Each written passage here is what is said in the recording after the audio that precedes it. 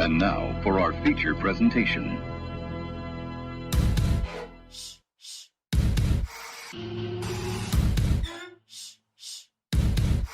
You're listening to the JB and Goldwater Show.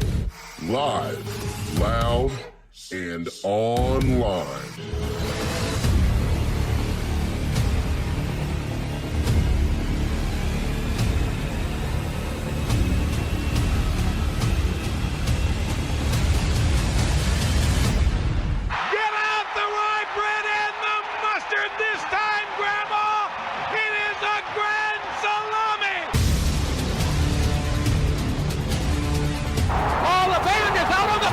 He's going to go into the end zone. Puts it up.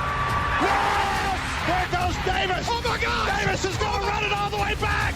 Auburn's going to win the football game. American Football is finally the one.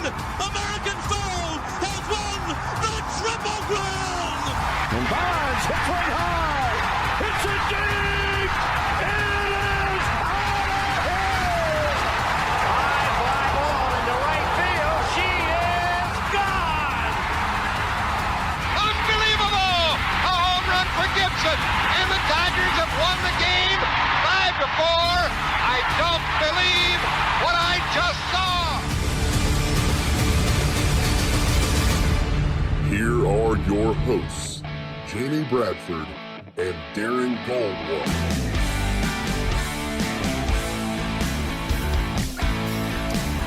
All right, greetings and a good Thursday afternoon, and welcome aboard the JB and Goldwater Show, live, loud, and online, and driven by our friends and yours at Stokes Volkswagen. Find them at stokesvw.com. Find us at jbandgoldwatershow.com as well. Watch us on Twitter, Facebook, YouTube, and Periscope, and listen on the Podbean app. All of that, of course, is for free. If you're watching the right of your screen right now, that's Darren. I'm Jamie on the left, and collectively we are at JB and Goldwater across all social media platforms, and individually he is at Darren Goldwater. I am at Sports Radio JB. Our phone number and also our text line is the same phone number, 843-321-8893.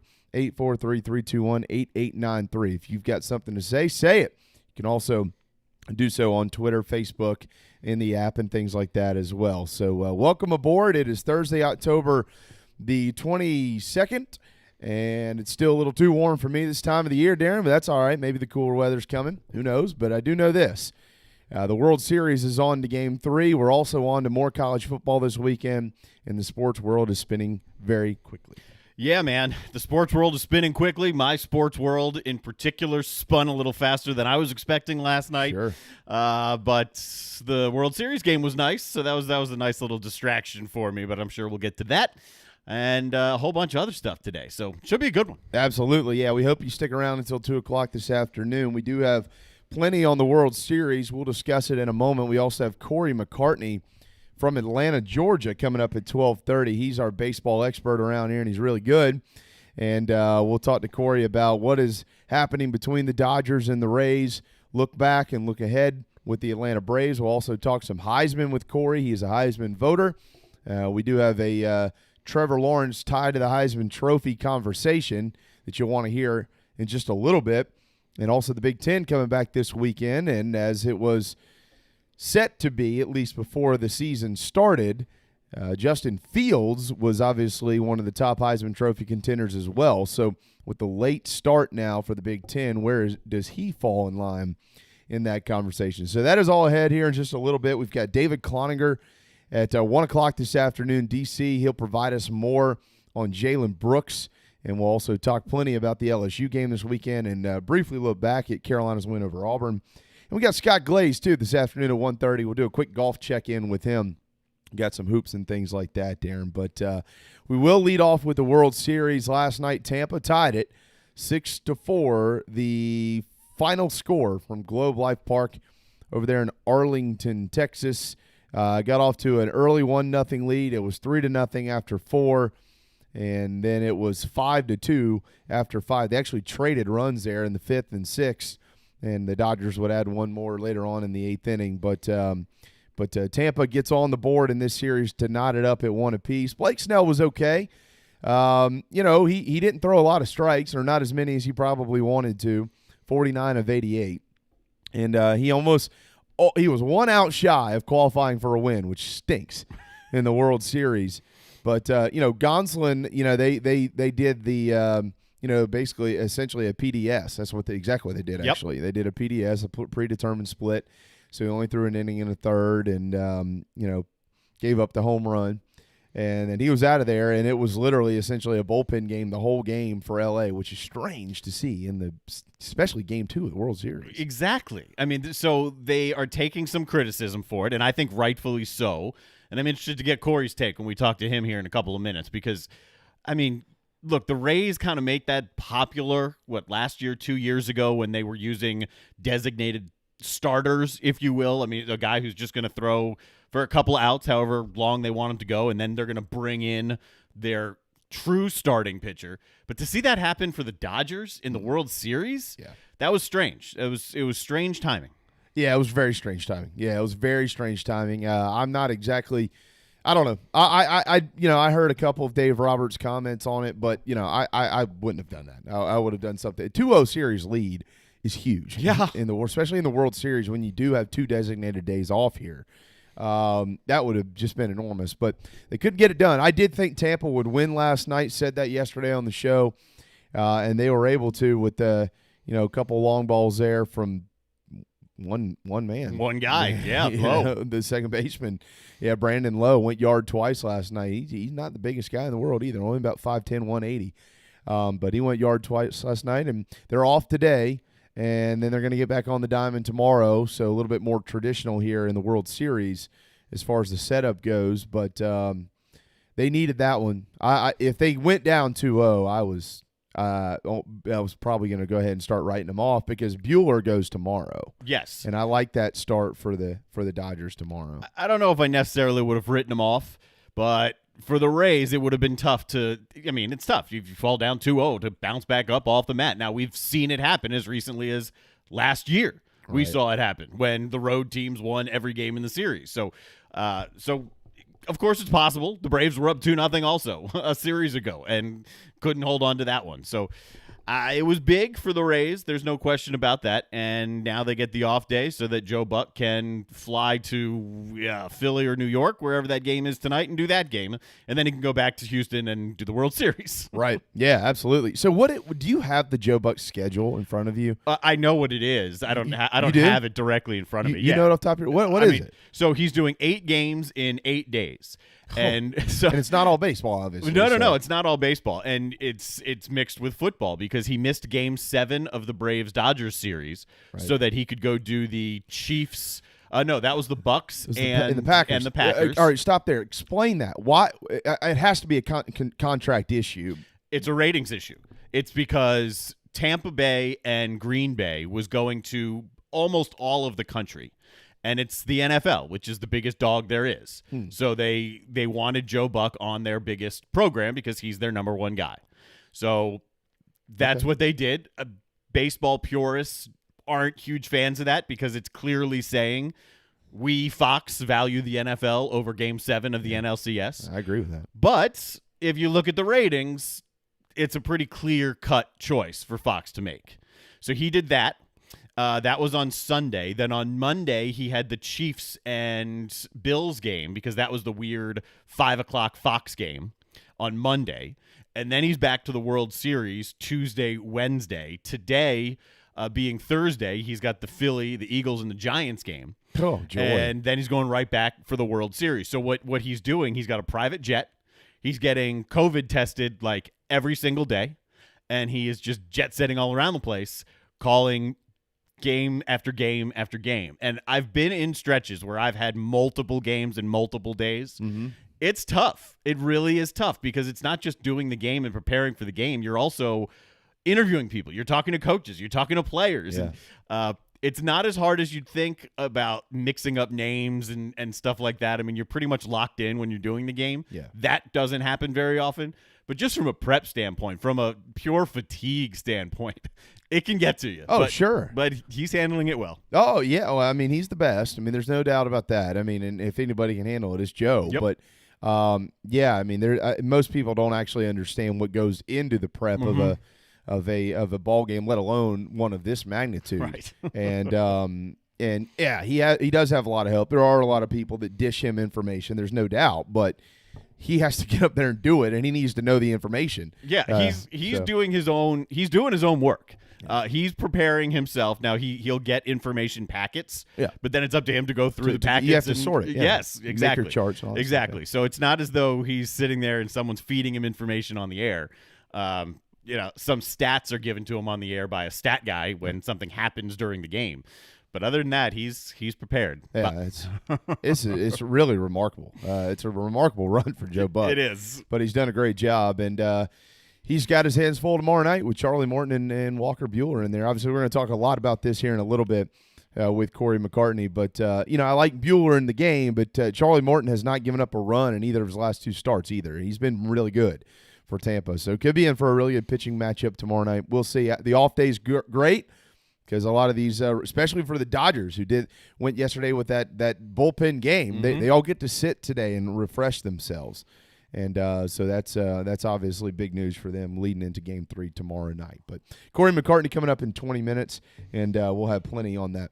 A little bit of an update here to this Tennessee firing of Jimmy Brumbaugh, which that it was strange in itself because Jimmy Brumbaugh took the place of Tracy Rocker, who is now at South Carolina with Coach Muschamp.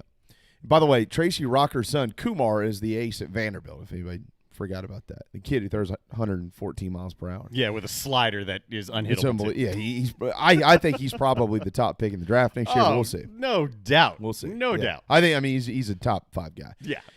Well, so Brumbaugh is setting the scene here a little bit.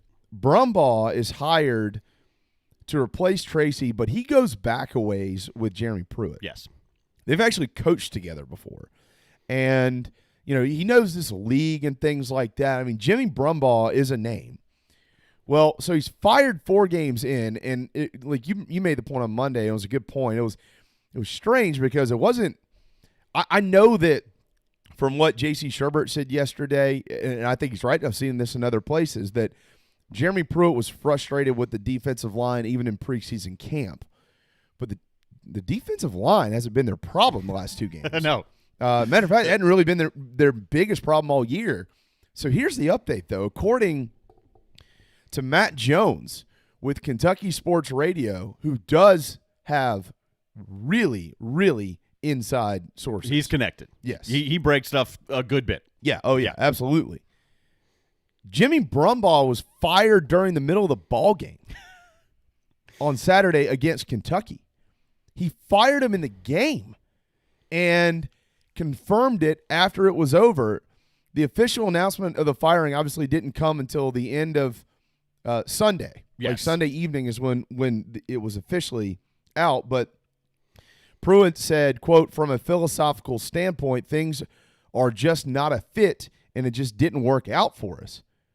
But how many coaches have you seen in your life fired in the middle of a game? Any game, any sport. Any game, any sport. Exactly. Took words right out of my mouth. That never happens. I've never seen that. There must have been something brewing for quite some time. That's what I said on Monday. There's more to this story. Yeah. So for whatever reason, even though he and Pruitt go back a ways, something fractured that relationship. Oh, something.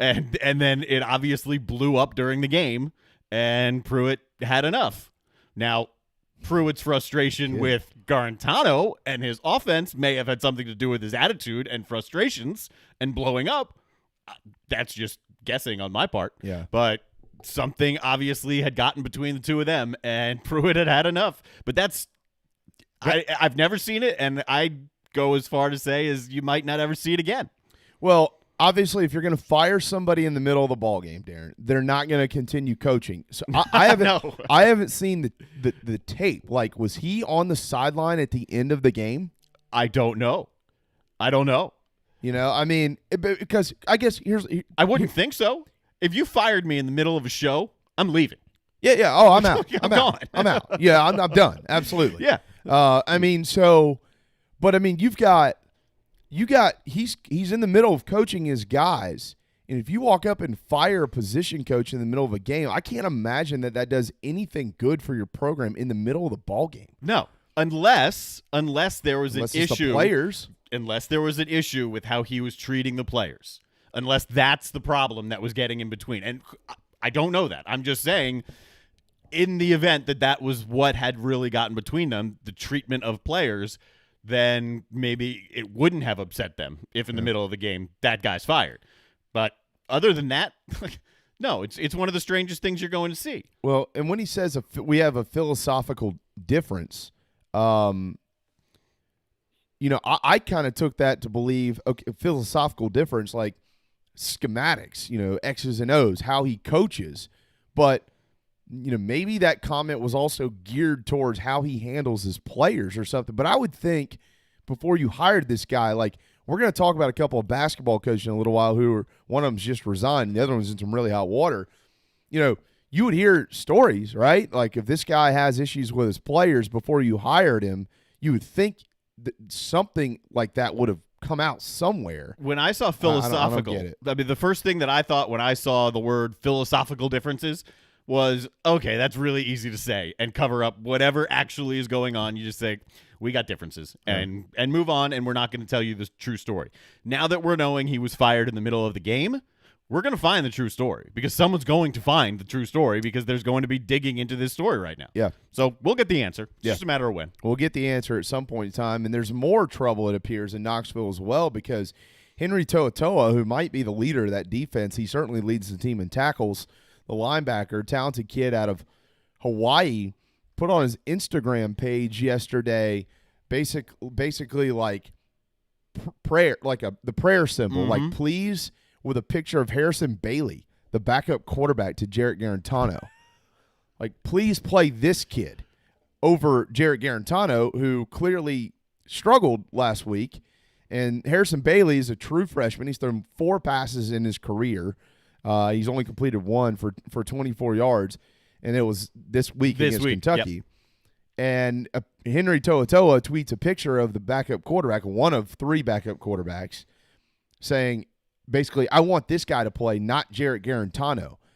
The locker room doesn't seem like it's in good shape right now. No, they got issues. They got issues. I mean, that's not something that any type of team that is functioning as a cohesive unit, no, that'll never happen. That'll never happen. You hear it all the time in any sport. Stay in the locker room. You got issues, keep it in the locker room, and that's fine. Never will you see something like this. No. So there are considerable issues on that team. And then if that's happening, you have to trace that to the head coach. Because if you've lost the locker room at that point, that's a head coach thing. Yeah. Who, by the way, was just signed to an extension. It's worth pointing that out. That's true. Yeah, that's a good point. 843-321-8893 is our phone number. It's also our text line. Urban Meyer yesterday praised Will Muschamp for his performance and his football program's performance this past weekend, I guess week 7 technically of the college football season, ranking Will Muschamp his second-ranked coach of the week, right behind Mark Stoops and right in front of Mike Norvell down at Florida State. Will Muschamp, of course, is in the video from yesterday, and that video from yesterday showed the excitement of the Carolina football program as they received the news that Jalen Brooks is officially cleared and eligible to play the rest of the 2020 season and moving forward. We do have David Cloninger up at 1 o'clock today for more on that. I spoke this morning, Darren, with one of the former coaches in high school of Jalen Brooks. That is Paige Wofford, and he is the head coach up at Northwestern High School. Now, Jalen was there only until he was a sophomore, but they are still connected. Yeah. Okay, and I just texted Paige. I said, tell me more about Jalen. And here are his exact words. I typed them into my computer so I wouldn't forget. Great kid, works hard, arrived early, always stayed late. His body caught up to his work ethic after he transferred. Very happy for him. You never know with these kids. You always need to coach them like they're all going to be the next big thing. And he went on to say, I hope he and Jakari Caldwell get in a bunch. He's really good too. And, of course, we heard earlier in the week Will Muschamp saying he's trying to get Jakari Caldwell more reps this week because he's another guy that they're trying to get into the rotation. I don't know how soon. I don't know if that'll be this week or next week or it wouldn't be next week, the week after or whatever. Josh Kendall also released a really, really good column today in The Athletic on Jalen Brooks and kind of his road to South Carolina, a little bit of the behind the scenes, why he chose to go the route he did, which was Wingate and then on to Tarleton State, and then, how it kind of unfolded to make it onto the roster at South Carolina, the scholarship offer and things like that. I would suggest you all going to read that. But I'll tell you this. And again, he might not start this weekend. Mm-hmm. He might not play this weekend. And if he does, he might not have a catch. We don't know what's going to happen. I have no idea. But from all the checking that I've done, and I'm excited to get DC on today as well because DC has been right in the middle of this since he got to campus. I think it was, back in June or something like that. From all the research that I've done, Darren, I know from the research you've done, from the guests we've had, and from the things we've heard, this kid is expected to be a really good player, and he's expected to be a difference maker. And oftentimes, when you interview players on any team and you ask them about another player, I guess with the exception now of Tennessee, but generally in different programs, you ask a kid, well, tell me about whoever. Doesn't matter. They're always going to have something nice to say. Like, oh, man, we're really excited about him. He's a great player. He's a great dude. What a great teammate. Oh, man, he can go up and get it. Or, man, he lays the wood. Man, he can really throw it around. They're always going to say something nice. It's been a different tone. And that tone has actually come from the guys defending him in practice to probably first-round draft picks. Right. Izzy McQuamu and J.C. Horn, who J.C. Horn said before the season, he said, you got to see this kid. This kid can play. Flat out. He can flat out play. That Kendall article, and I just tweeted it out. I'm going to tweet the article out again for you if you're following us on Twitter. It's JB and Goldwater. Shocking, right? Mm-hmm. It pointed out in there that in one of the first practices, J.C. Horn was like, who's that number 81? Because he's going to be good. So, I mean, he didn't even really know who he was. He said, I think his name is Brooks. So he didn't know his name. It's a fantastic article. We're not going to give you everything from it because I encourage you to go read it. It'll give you the context of the work ethic that his high school coach was relaying to you, Jamie, and it'll give you the context of how badly he wanted to play at South Carolina, and it'll give you the context of what the guys on the team are saying about this kid. Yeah. And if you want to find out about someone who you haven't seen on the field, talk to the guys who are practicing with him every single day. They're not lying. I'm not going to just talk up a teammate because he's a teammate and he just got cleared. I'm going to be honest, or I'm just not going to say anything. Right. They seem to really like him as a person and as a player. And there's nobody better to talk to about a wide receiver than the guy who is covering him in practice and the guy that's throwing the football to him as well. I mean, those are the best opinions or those are the best comments you're going to get. And generally probably the most authentic comments you're going to get as well. And they have been incredibly authentic. And like I said, when I talked to Coach Walford this morning, who coached him, it all started to make sense to me. And it really makes sense to me why his career went where it was. And I'll tell you one thing, too. And a lot of kids do this, obviously, but this is the story we're talking about. Major credit to this young man for taking a scholarship offer when he thought he might have been better off to go to a Division I school like a North Carolina or a South Carolina, NC State, Duke, whatever it may have been. Duke was recruiting him. He's obviously a smart kid, can get into school. Mm-hmm. But he took the Wingate offer because he didn't want his mom, who's a single mom, to have to pay for his schooling. Right. And, so this kid took the winding road. I'm not saying, I'm not trying to offend the folks at Wingate or out at Tarleton State or anything like that. But obviously, if you're a really good football player and you've got major opportunities, even if they're walk-on opportunities, a lot of these guys are going to take those opportunities because it's the notoriety. That's what, if they can afford to do it. And this kid, although he wanted to do it, he took the route that was necessary for his family. Mm-hmm. But he continued to work and. he had 54 catches in 2 years for 1,000-something yards and like 13 touchdowns at Wingate. Yeah. And I said that to somebody yesterday, and they said, that's good, but, it's Wingate, and that's only like 500 yards a year. And I said, well, hold on. Okay, hold on. Number one, we don't know what type of offense they run. I do. Yeah, I've covered them. Yeah, I've you've done covered their right. games. What type of offense do they run? They want to run it. They want to pound the football Okay. because they've had some really talented running backs. Okay. And that is where they predominantly reside. They're an NFL type of offense, and they want to set up everything with their ground game. So kind of similar to what Carolina's doing. Yes. Old school. Like and Mike keep Bubba. in mind, while it is D2, the story you just relayed about Jalen Brooks, the reason why the level is better than what most people expect, there are stories like that all over, whether it's maybe I couldn't qualify academically, maybe I'm an inch short, but I'm just as good as everybody else in the SEC, but I didn't get recruited because I'm an inch shorter. Their arch rival in the conference they play in, yeah, that is Lenore Ryan, who just had a kid drafted in the 3rd round, and he's playing for the Patriots, Duggar. He was the guy covering him. So, yeah, the kid can play. Oh, absolutely. He can absolutely play. Yeah. And when everybody looks for the big numbers and stuff like, oh, he had 1,000 yards. No. Like I said, I didn't know what type of offense they ran. Number one. Number two, 50 catches, 1,000 yards. My math tells me that's 20-something yards a catch, which is unbelievable. And 13 of the 54 were in the end zone. Mm-hmm.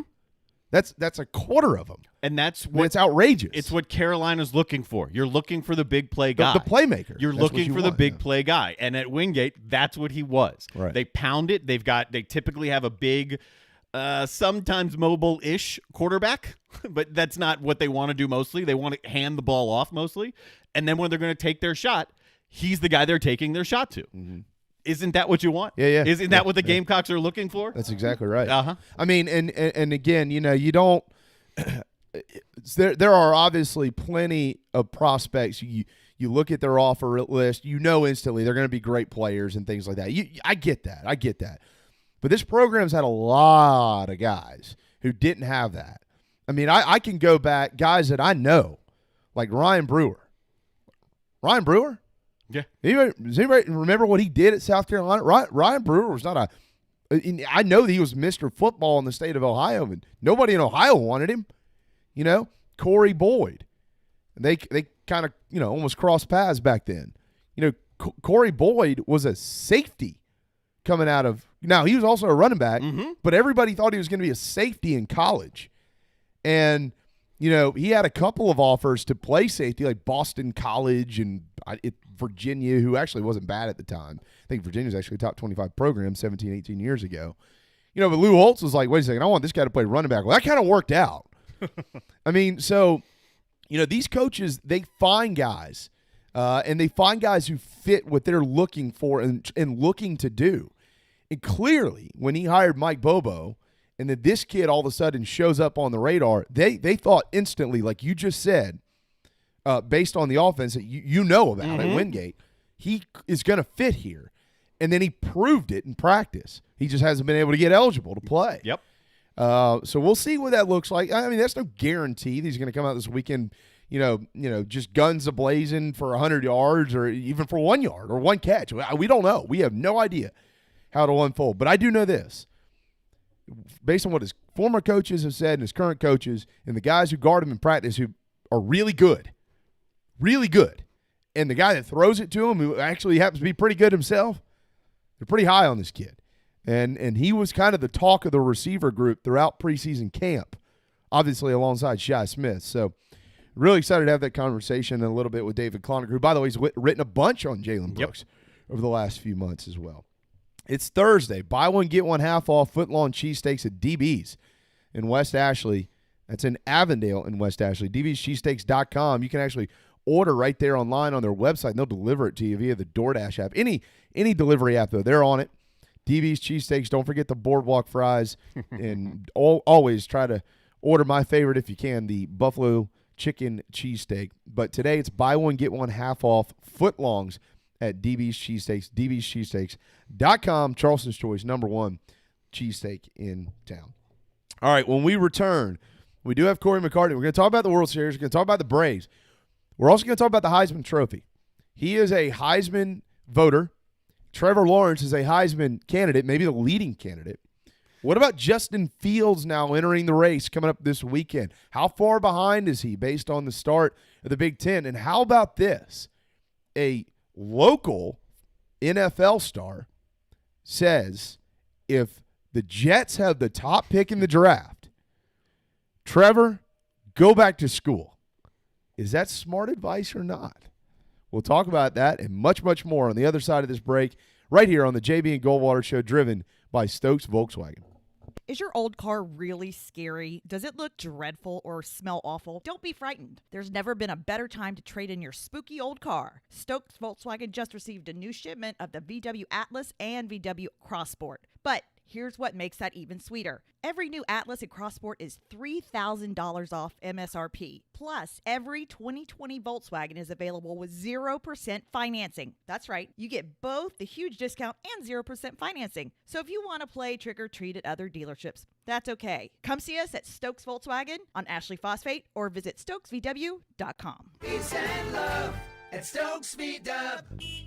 Plus tax tag includes $399.50 closing fee. Offer subject to lender approval. Expires month end. The best cheesesteak in Charleston is at DB's Cheesesteaks. JB here. We say it every day, and we mean it. You voted for them. Let DB's Cheesesteaks in Avondale and West Ashley feed your family this football season. Use your favorite delivery app. Have them dropped off before your favorite game. And don't forget the boardwalk fries. They come with the Old Bay seasoning.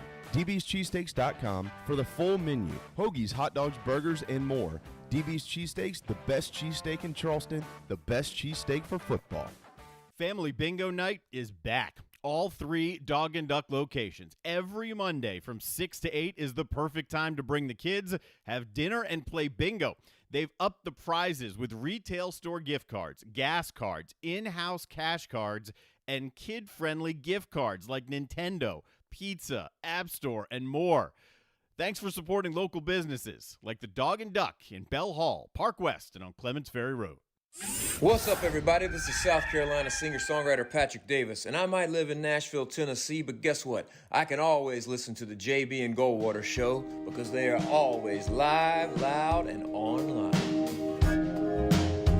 Pink, pink, pink, pink, pink.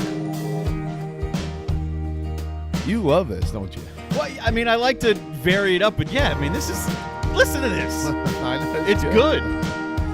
It's our friend Patrick Davis in Nashville, Tennessee, one of the best songwriters in town up there.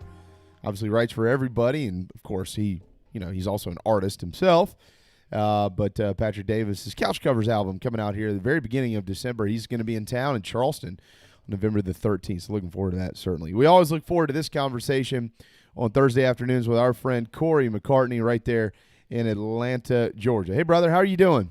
Hey, what's going on, guys? Well, gave you one job last week to get the Braves in the World Series, and they're not there. So it could be better, but we're all right. We're hanging in. They refused to come to me in clutch situations, so I don't know what to say. Yeah, they should have brought you in. I don't know what they were thinking. I mean, I thought you were ready. You haven't pitched all postseason. I figured you'd be fresh. Right. Can you run the bases? So. Yeah. I can do. I got a 12-6 curve. I can run the bases. I'll do it all. Oh, nice. Hey, that's rare. Yeah, look, we're going to come right back to the Braves here, but you got a 1-1 series here with Tampa and L.A. now. That was an interesting decision last night, was it not, by L.A. to go with that bullpen game starting Gonsolin? Yeah, I was surprised by that. I mean, but they've not gotten great production out of Gonsolin or May at this point. I mean, these guys combined for a 2.46 ERA in the regular season. They're at 7.02 here in the postseason. Certainly Dave Roberts has had to run through a lot of guys. He only had one rested starter going into this series, and that was Clayton Kershaw. So if you want to go bullpen, and we certainly know Kevin Cass knows how to get that done. And after Snell last night, they went to that stable of guys who threw 98 when things got rocky and certainly locked it down. So a whole new series going into tomorrow with Walker Buehler going against Charlie Morton. So it should be a lot of fun. Yeah, Ferris Bueller's brother set to start the game tomorrow. Who's benefiting more from this day off today? Oh, the Dodgers. Okay. I mean, Yeah, the Dodgers, without question. I mean, now you're getting an opportunity for them to get, as I mentioned, those guys that, they've gone to a lot and being able to get them a little bit more rest. So, I mean, I certainly think we know the firepower this Dodgers team has. And Game 3 is going to be critical when you look at teams that have gone on to win Game 3 in series that are tied 1-1. Almost 70% of the time that team has gone on to win the World Series. So certainly history shows us a lot's going to be riding on tomorrow night. Yeah, I think so. And what's interesting about this off day and the next one, I guess if we get there, nobody has to travel, Corey. This is the first time I've ever seen this, right? I mean, you have 2 designated off days in a series and nobody gets to travel. They actually, might be able to sleep in an hour or two. Yeah, I'm sure they'll find some way to fill their time. But yeah, I mean, it's a little weird from that end. I mean, obviously from the pitching standpoint, you understand why they needed this off day, but it's just peculiar that we couldn't have found a way to work those in to those previous 2 rounds, 3 rounds, because I think some teams certainly would have benefited from that as well. Would the Braves have benefited from an off day or two? Oh yeah.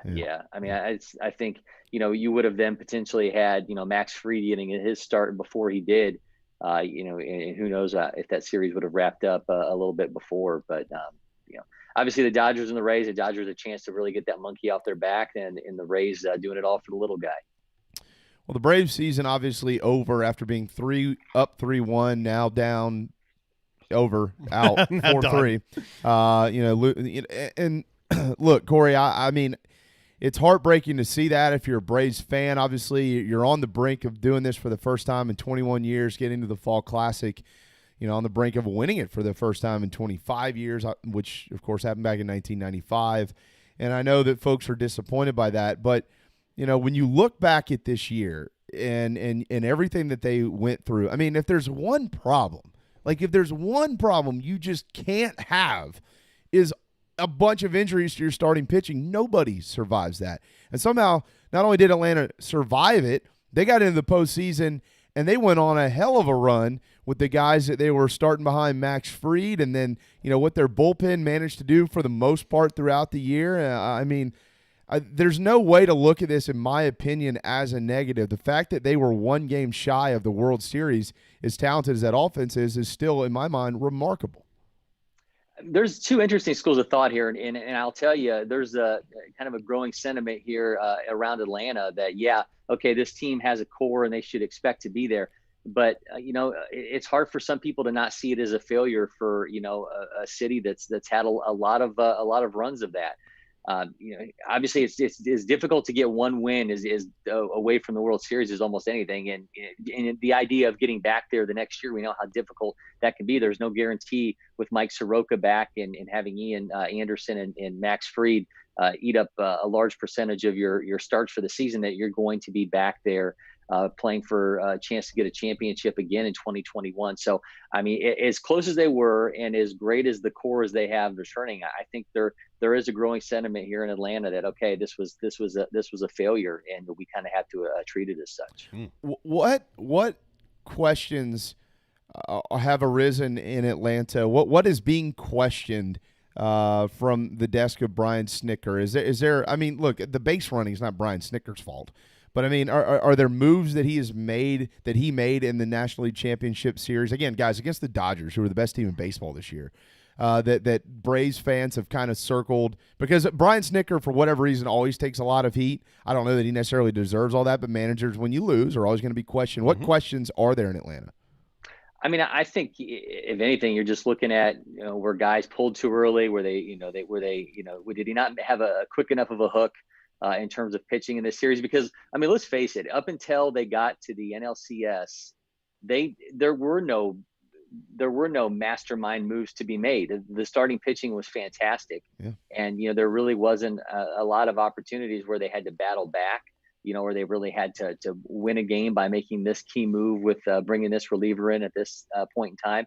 I think he's really been led in a lot of ways by the analytics of Alex Anthopoulos. I mean, that's something that Snickers talked to us a lot, is he was not of that school of thought, and certainly it's become a bigger way for him to think.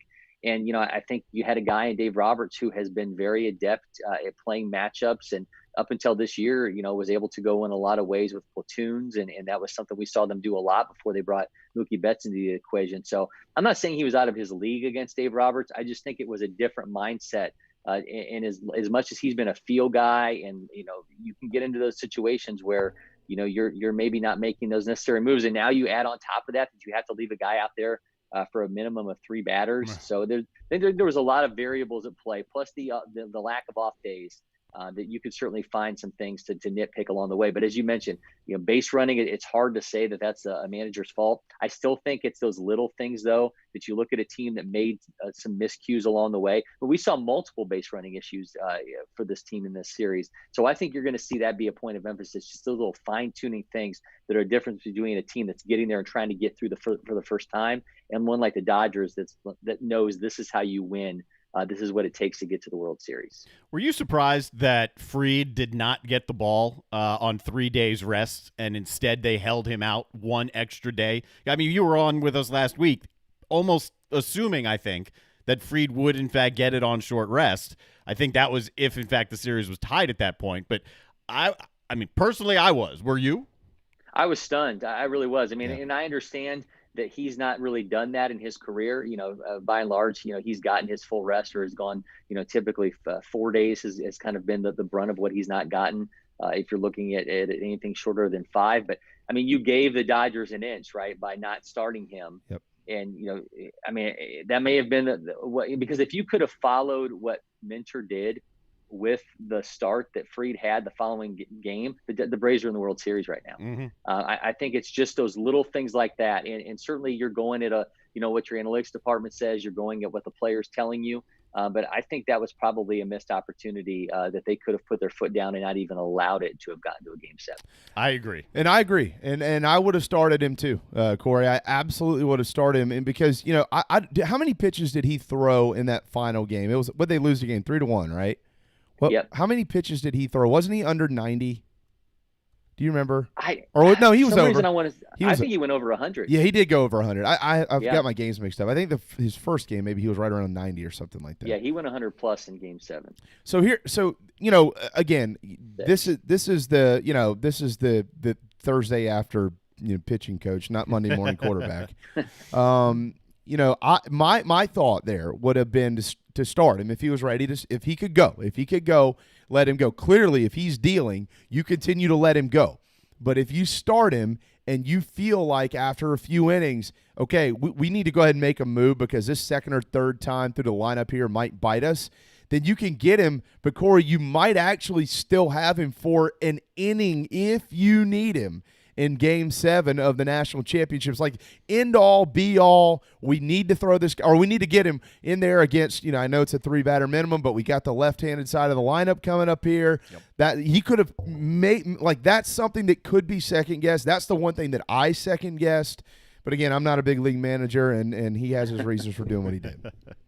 Well, I mean, you could say, too, he gave up 3 runs in that first inning, so I think a lot of us, if that would have been, let's say that we would have had him start, on that short rest, and all of a sudden you're like, oh, the Dodgers are getting momentum, let's get him out of there quickly. Then you don't get that gem that he ended up throwing after that first inning. So I think there's I think this team to death in terms of ways that we could have got them to the World Series. Yeah.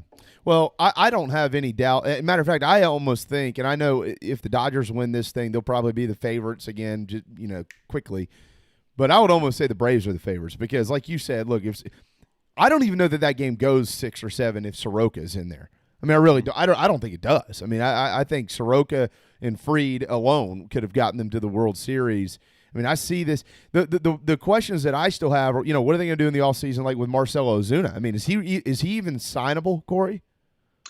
I think, look, we talked to Alex Anthopoulos on Tuesday, him and Brian Snickers, part of it during their end of the season availability. And, I actually wrote about this on Talking Chop today as well, kind of some bold predictions for the Braves offseason. We really have no clue what impact COVID-19, the lack of TV revenue, the lack of attendance, the lack of, obviously a shortened season, what impact that's going to have on the financials of baseball for 2021. We have no idea. But I will tell you, we're going to have a closer idea when it comes to the Braves because they are a publicly held company by Liberty Media. November 5th, the chair of Liberty Media is going to be giving their quarterly revenue call. And I think, we found out last time that the Braves, were operating at a deficit for this quarter, the second quarter of 2020 after, having a substantial profit for that same time in 2019. So I think we're going to have an idea of where they stand from financials after that call. But look, I mean, is Ozuna one of those rare guys that's going to make bank this offseason, regardless of what impact financials have?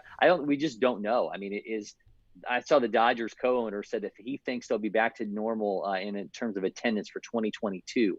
So does an Ozuna say, okay, I'm comfortable here in Atlanta. I'm going to take a deal I like for the next 2 years, and then go back in to the market after that when the dollar should presumably pick back up. We have no idea what impact the financials are going to have going into this offseason. So I think it's a lot of really riveting stuff. And certainly he was comfortable in Atlanta. I mean, are they going to be able to afford to pay him $20+ million when you think about needing to get an extension for Freddie Freeman? I mean, obviously there's a number of guys who could, get extensions. You got free agents like Shane Green, Mark Melancon, and they're going to potentially have to get another catcher if they're not ready for William Contreras to come back up. They could go out and get another starter because Mike Soroka may not be ready for opening day. There's a ton of variables in this team, but first and foremost, we have no idea how much money they have to play with.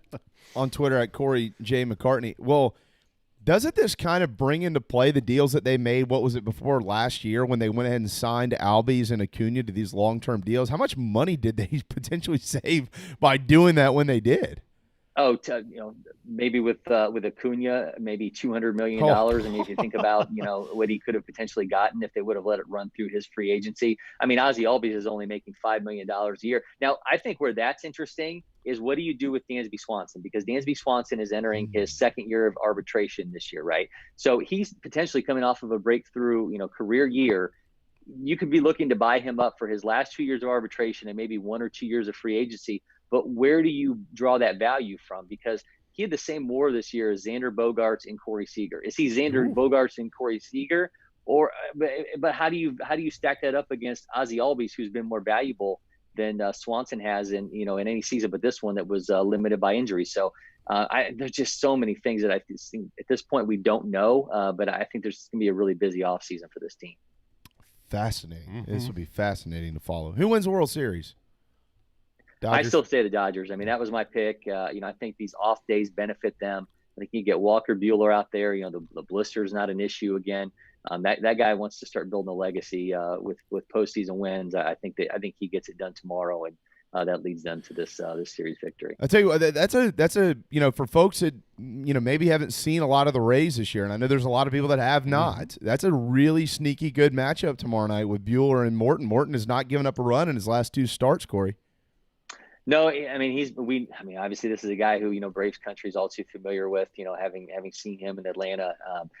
I think one thing of note though is that the Rays finally broke out offensively. They had 10 hits on Wednesday, snapped a streak of 10 games with 8 hits or fewer. That was a major league record for the postseason. And obviously Randy Rosarina continues to just keep making history. I mean, the guy's got 22 hits in the postseason. He's tied Derek Jeter for the most. Obviously there's more games to be played right now.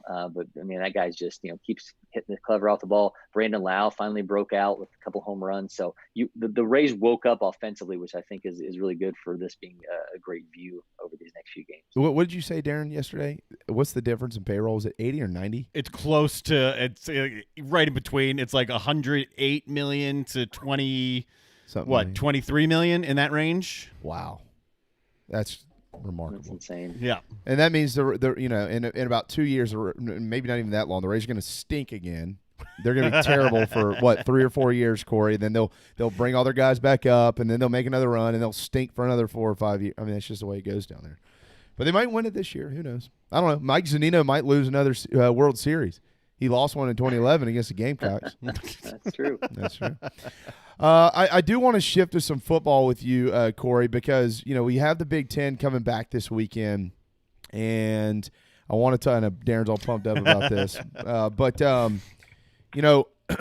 want to talk about some Heisman Trophy stuff here in just a second. But let me quickly read this quote from Roddy White, who is from James Island, South Carolina, and of course Roddy, longtime wideout for the Atlanta Falcons. Poor Falcons fans. They won a game last week. I think they all wanted Trevor Lawrence, right? And that they won a game. Like, damn it. But he said yesterday about Trevor Lawrence, if the New York Jets end up having the number 1 pick in the draft, he said, quote, just go back to Clemson. I would not want any part of that organization, end quote. Wow. So obviously everybody gets a free year this year. Trevor Lawrence is probably the Heisman Trophy leader right now. But when I mentioned that quote to you, Corey, is there anything in your mind that says, yeah, he should maybe entertain going back to college for one more year, even though he's probably going to be the consensus number 1 overall pick?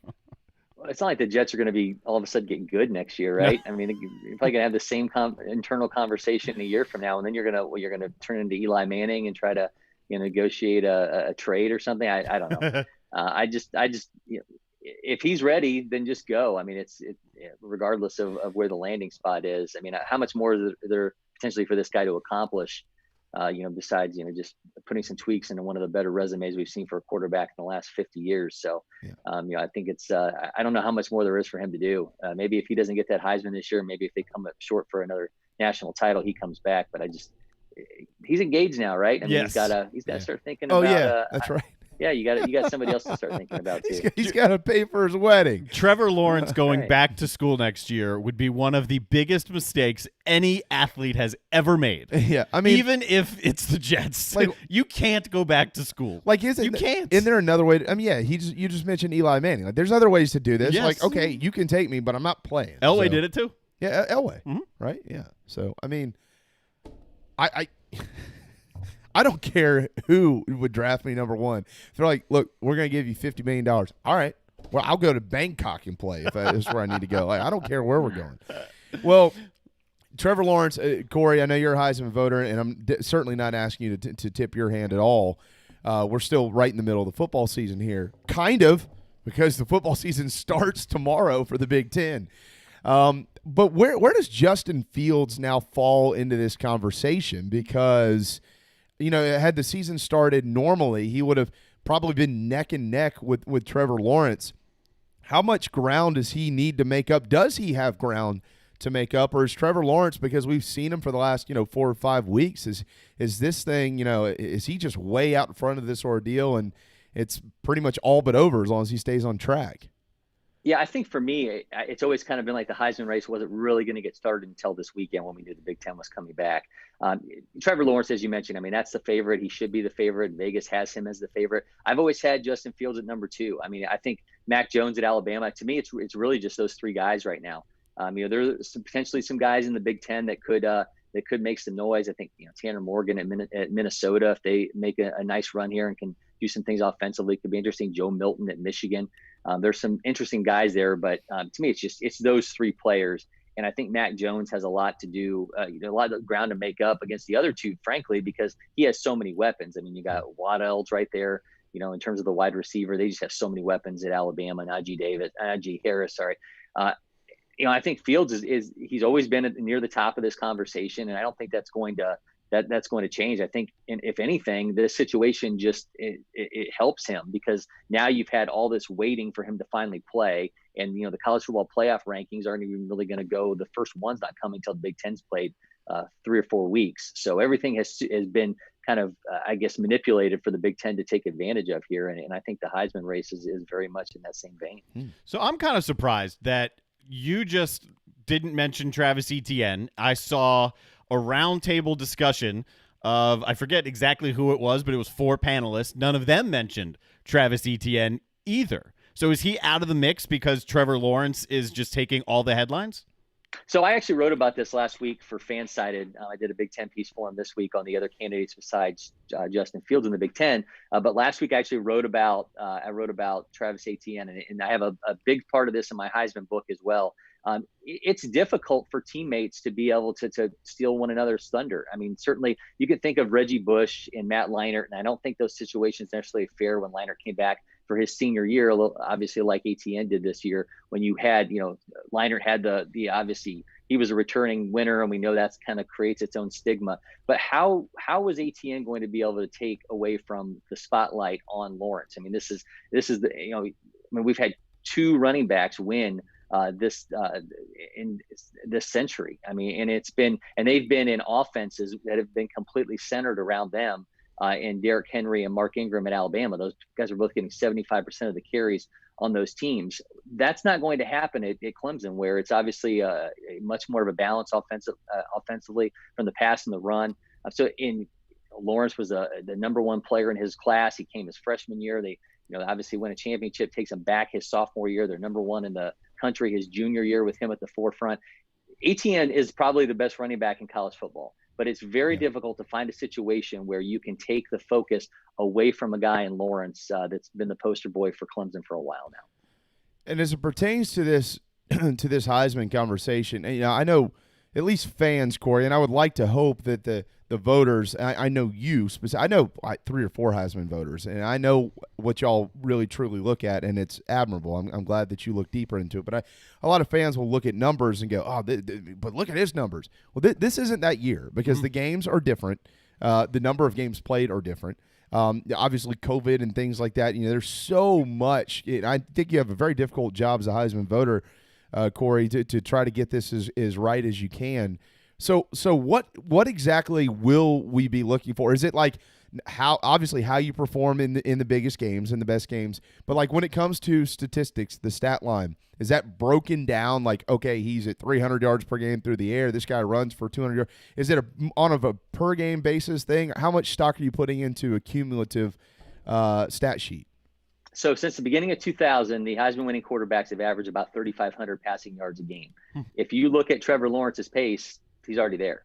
So I mean, wow. the numbers are going to be the same, I think, regardless, especially for the guys from the ACC, because they're playing so close to a regular amount of games anyway. The Big Ten is going to be a little bit more interesting. I mean, certainly, Trey Sermon, from Ohio State, he's going to be right there. We're talking to the same conversation though with Lawrence and Etienne in terms of running backs from that conference. 1,000-yard season, he's going to have to average about 130 a game. Is that even possible? This year. So I think you're going to have to, with some conferences, it's going to have to be about those big moments and big games. But that's why I think being at the forefront of the conversation this year in particular, and everybody being that household name. Yeah, we've seen guys come out of nowhere these past few seasons. I just don't see that happening this year because we don't have as many, crossover games between conferences. We're pretty clear on who those front runners are. When you've already got 2 of them, one of them was a finalist last year in Fields, Lawrence, who everybody's been waiting for to get this opportunity and complete that final chapter of a career, obviously, presumably with a Heisman Trophy. It's just made so much sense. I think it's a tough nut to crack for any other candidates in 2020. Trevor's had really, in my opinion, one true challenge thus far that we thought was a true challenge going into the game. That was Miami. He blew it out of the water. Still might have a couple of those left. We'll see what some of these other teams look like. But the game at Notre Dame, everybody's still circled, although I think they're going to blow them out too. What is circled outside of Penn State? That trip on Halloween next weekend for Ohio State to Happy Valley. Obviously, everybody's going to have their eyes on that, especially when it comes to the Heisman conversation with Justin Fields. But what other games on this schedule? And you got Michigan at the end there. What other games? Okay, that one could be a challenge for Justin Fields. It could be an opportunity for him to perform. I mean, I think you have to obviously, pinpoint those games because Sean Clifford from Penn State has a new offensive coordinator coming in from Minnesota. I think they could be a really interesting team. I think they're going to have some different looks offensively and probably, one of the interesting things with them is they have a bunch of new wide receivers. They have one guy who had more than 10 catches last year in Dotson. So he's got all these new wide receivers he's got to break in. But are they going to be as explosive as Minnesota was last year? I think that could really set itself up to be an interesting challenge for Fields. But I'm little crazy saying this, I think. What's Saturday going to look like against Nebraska? Because we have seen Adrian Martinez be really good at times, and we've seen him be horrendous at times. Remember, he threw for 47 yards last year and 3 picks against Ohio State. But we know Nebraska wanted to play ball really, really bad. Are they going to be a challenge for Ohio State? So obviously Michigan, obviously Penn State. But I'm kind of intrigued to see what happens this weekend against the Cornhuskers. Wow. And Nebraska thinks they got the shaft because of how vocal they were. The Big Ten said, all right, you're going to Ohio State to open up the year. How many fans are going to be in that game? That's a good question. Because that game's in Nebraska. I know Penn State is not having any fans. fans. It's in Columbus. Oh, that's right. You're right. Never mind. Columbus. Well, how many fans will be there in Columbus? You're in with the Ohio State crowd. How many folks are in up there? I'll have to make some calls to the family and get back with you on that one. Yeah, family first. Find out if I don't know going. if it's a Big Ten thing or if it's a Pennsylvania thing. I know Penn State is not having any fans. I think that's a Pennsylvania thing. It could be. I think they're state mandated. Okay. Yeah. Okay. All right. I got a quick trivia question for you before we let you run. Okay. Uh-oh. Yeah. All right. So Tua is going to start this week for the Dolphins, right? Everybody's all fired up, but Darius Rucker will not be crying anymore. Okay. Who is the last left-handed quarterback to start a game in the NFL? The last left-handed quarterback to start a game in the NFL. Huh. Oh, I think I know this. Do you know? Wow, that's a good question. It's an obscure name you wouldn't think. He actually, Gradkowski. No, but I'll give you a quick hint. His first name is the same first name of a quarterback in the SEC West. Bo. Nope. Mac. No. How about this? KJ. Kellen Moore. Oh, wow. Week 17 of the 2015 season, he started for the Dallas Cowboys. How about that? All right. Yeah. Put that in your Tua pipe and smoke it. There you go. All right, Corey. Anything we left out that you want to make sure you get in here? No, let's get the college football season really going this weekend. Oh, yeah, because those SEC guys, they're not any good. No. I'm just saying now that we get to see the big picture, right? Now we get to see another national title contender. Let's see this thing unfold. Yeah, I agree. I think now you've got the three. At least the way I see it right now, you have three locked in college football playoff finalists, basically, in Clemson, Ohio State, in Alabama. We'll see. It could change quickly these days. Corey, thank you so much, man. We hope you have a wonderful weekend enjoying all this football and the rest of the World Series, and we'll talk to you next week. All right, thanks, guys. There you go. On Twitter, at Corey J. McCartney. He's in Atlanta, Georgia. Speaking of Atlanta, some college football news to get to when we return, and also we'll lead off when we return with David Clonger of the Post and Courier. More on Jalen Brooks and South Carolina versus LSU on the other side of this break, right here on the JB and Goldwater Show, driven by Stokes Volkswagen. Cheesesteak in Charleston is at DB's Cheesesteaks. JB here. We say it every day, and we mean it. You voted for him. Let DB's Cheesesteaks in Avondale and West Ashley feed your family this football season. Use your favorite delivery app. Have them dropped off before your favorite game. And don't forget the boardwalk fries. They come with the Old Bay seasoning. DB'sCheesesteaks.com for the full menu. Hoagies, hot dogs, burgers, and more. DB's Cheesesteaks, the best cheesesteak in Charleston, the best cheesesteak for football. At Patriots Point Naval and Maritime Museum, families walk in the footsteps of our nation's heroes, the brave ones who risked their lives to defend our way of life. Home to the aircraft carrier USS Yorktown, USS Laffey, and the USS Clamagore, there's more than 1 million square feet of exhibit space to roam. White Glove certified, we have several new health safety measures in place to enhance the visitor experience. Come for the day and leave feeling inspired. One of the most impressive museums in the country, located right here in Mount Pleasant. Visit patriotspoint.org for more. We'll see you soon. Family Bingo Night is back. All 3 Dog and Duck locations. Every Monday from 6 to 8 is the perfect time to bring the kids, have dinner, and play bingo. They've upped the prizes with retail store gift cards, gas cards, in-house cash cards, and kid-friendly gift cards like Nintendo, pizza, App Store, and more. Thanks for supporting local businesses like the Dog and Duck in Bell Hall, Park West, and on Clements Ferry Road. This is Scott Glaze, head golf professional at the Links at Stono Ferry, located on the outskirts of Charleston, South Carolina. I'm inviting you to tee it up on one of the most scenic and challenging courses in the Lowcountry. Our back 9 is highlighted with 3 holes that border the Intercoastal Waterway. Visit stonoferrygolf.com to book tee times and discover all that Stono Ferry has to offer. The Links at Stono Ferry is a former South Carolina Golf Course of the Year and is also home to the College of Charleston men's and women's golf teams. Come see us. We would love to have you. stonoferrygolf.com. Hi, I'm Chris Half, Public Information Officer at the Patriots Point Naval and Maritime Museum. We're home of the mighty USS Yorktown, USS Laffey, Clamagore, and Vietnam experience. And we're a proud partner of the JB and Goldwater Show. We invite you and your family to come see us and enjoy a day on Charleston Harbor. Visit patriotspoint.org for more information. And now, it is my honor to present the National Anthem.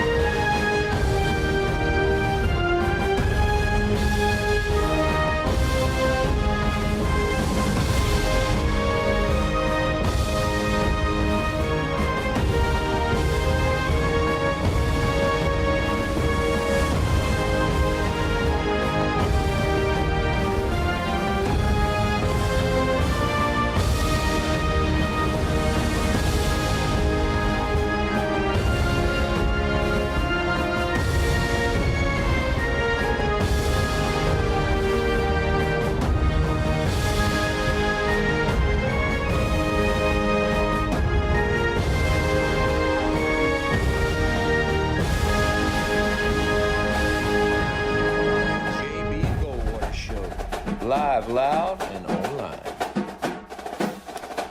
105 on a starting to get sunny Thursday afternoon here in the low country of South Carolina. Welcome back. Welcome aboard the JB and Goldwater Show. Live, loud, and online, driven by our friends at Stokes Volkswagen. Watch us, Twitter, Facebook, YouTube, Periscope. Listen on the Podbean app, all free. JBandGoldwaterShow.com as well. He's Darren. I'm Jamie. We're here until 2 o'clock. Thanks to Corey McCartney over there in Atlanta, Georgia. Scott Glaze coming up in just a little while. But back to the phone lines we go. We'll drive right up I-26 and find our friend, the very talented and beardless David Cloninger. Hey, man. How's it going, Jamie? Hey, look, we're getting receivers eligible, man. Life couldn't be better, brother. How you doing? So simple for Gamecock fans. We get a receiver eligible. I can't complain. It's been kind of one of those weeks where good news keeps flowing in, and I'm kind of knocking everything off my to-do list today because I got a long road trip this weekend. So yeah, I think things are looking up. Things are looking up. I know. We were looking at the and I don't have to waste my time watching the World Series, which I told you I wouldn't have to, but still, true. I do feel the need to stress my relief on that. Yeah, you got that one right. Hey, you'll appreciate this because you were right in the center of it. I just told Darren a minute ago and Corey McCartney in Atlanta. I said, hey, look, here's the good news. Mike Zunino has a chance to lose another World Series. Gamecocks already beat him once. So that's true. That is very true. But, it's one of those where I really have no dog in the fight, but I would prefer not to see the Dodgers win. Yeah. So, that would be nice. I'm with you. I'd like to see those young guys down in Tampa win it. That'd be neat. $80 million less payroll. Yep. Yeah, man. Give me the Rays. Go Rays. Rays in 6. All right. So we did get good news yesterday, DC, and Darren and I mentioned you at the top of the program today because you've been covering literally every day, asking the questions since I think June. Is this kid eligible? Is he going to be eligible? When are we going to hear if he's eligible? What color are his shoelaces today? Those type things. I mean, we were trying to figure out anything we could, and just never heard much. But we saw in the video released by Gamecock Football yesterday that they didn't know either. Coach Muschamp was pretty excited when he found out that Jalen Brooks is eligible. Internally up there, just watching that video, it seems like this entire team has really embraced this. They've been waiting for this moment. What have you heard? What have the sights and sounds been like since this announcement? Well, guys, that video obviously was good, and obviously they did tell whoever shot it, like, hey, just kind of be in position. But it did literally go down just like that. Scott Whitehead actually got the news in his office. And, was like double checking and said, okay, is this legit? And he gets in his car and runs over to the practice field and runs in there. And he says, hey, during a break time, he said, Will, come here, I got something to tell you. And you can obviously see the relief on Will's face. And then Jalen Brooks was just completely surprised when it happened. So it literally did happen that fast because I think we just asked, maybe was it Sunday? It could have been last week. It was like, have you heard any word on Jalen Brooks? He's like, nope. And honestly, I don't know what to tell you. I mean, we don't know a timetable. It's just we sent in the appeal, and we're still waiting to hear. So, obviously, he got cleared.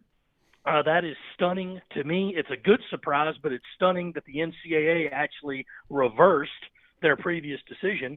And I don't think anybody at USC nor myself actually asked why. Because in this situation, it was just a case like, you said he's cleared, fine. That's all I need to know. So, I mean, it's just don't even try to look for the bells and whistles of it. But whatever the case was, man, I mean, I thought it was ridiculous to declare the kid ineligible in a year where everybody gets a free season of eligibility. But I don't work for the NCAA. So maybe it was just a case of like they didn't, cross one T in the original form. I don't know. That is ridiculous. And DC, you probably have a little bit more insight on this than most. But, from what I've heard over the last couple of months and the folks that I've checked with up there, and, of course, we know one of these guys. I know that one guy real well. But I'm glad Will Muschamp publicly yesterday commended Ray Tanner and Chance Miller and Whitehead and that staff because I don't think – First of all, I never think that Coach Tanner gets enough credit for what he does. Coach Tanner is not an in the camera, in your face, flamboyant person. He's always going to be classy with his comments. He's going to handle things differently. And just because you can't see him publicly does not mean they're not being handled. So I will defend him. from that standpoint. But from what I've understood, they have been pressing this issue a lot, but they can only press it so much. There's just only so much you can do. Mm-hmm. Oh, absolutely, Jamie. And the fact is that the only precedent that the NCAA has had consistently throughout its life is that if you insult their intelligence, if you challenge them, they're going to hurt you, which, is pretty much the standard. It's like, look, there may be a lot of things you don't like about your boss, but he's still your boss. Yeah.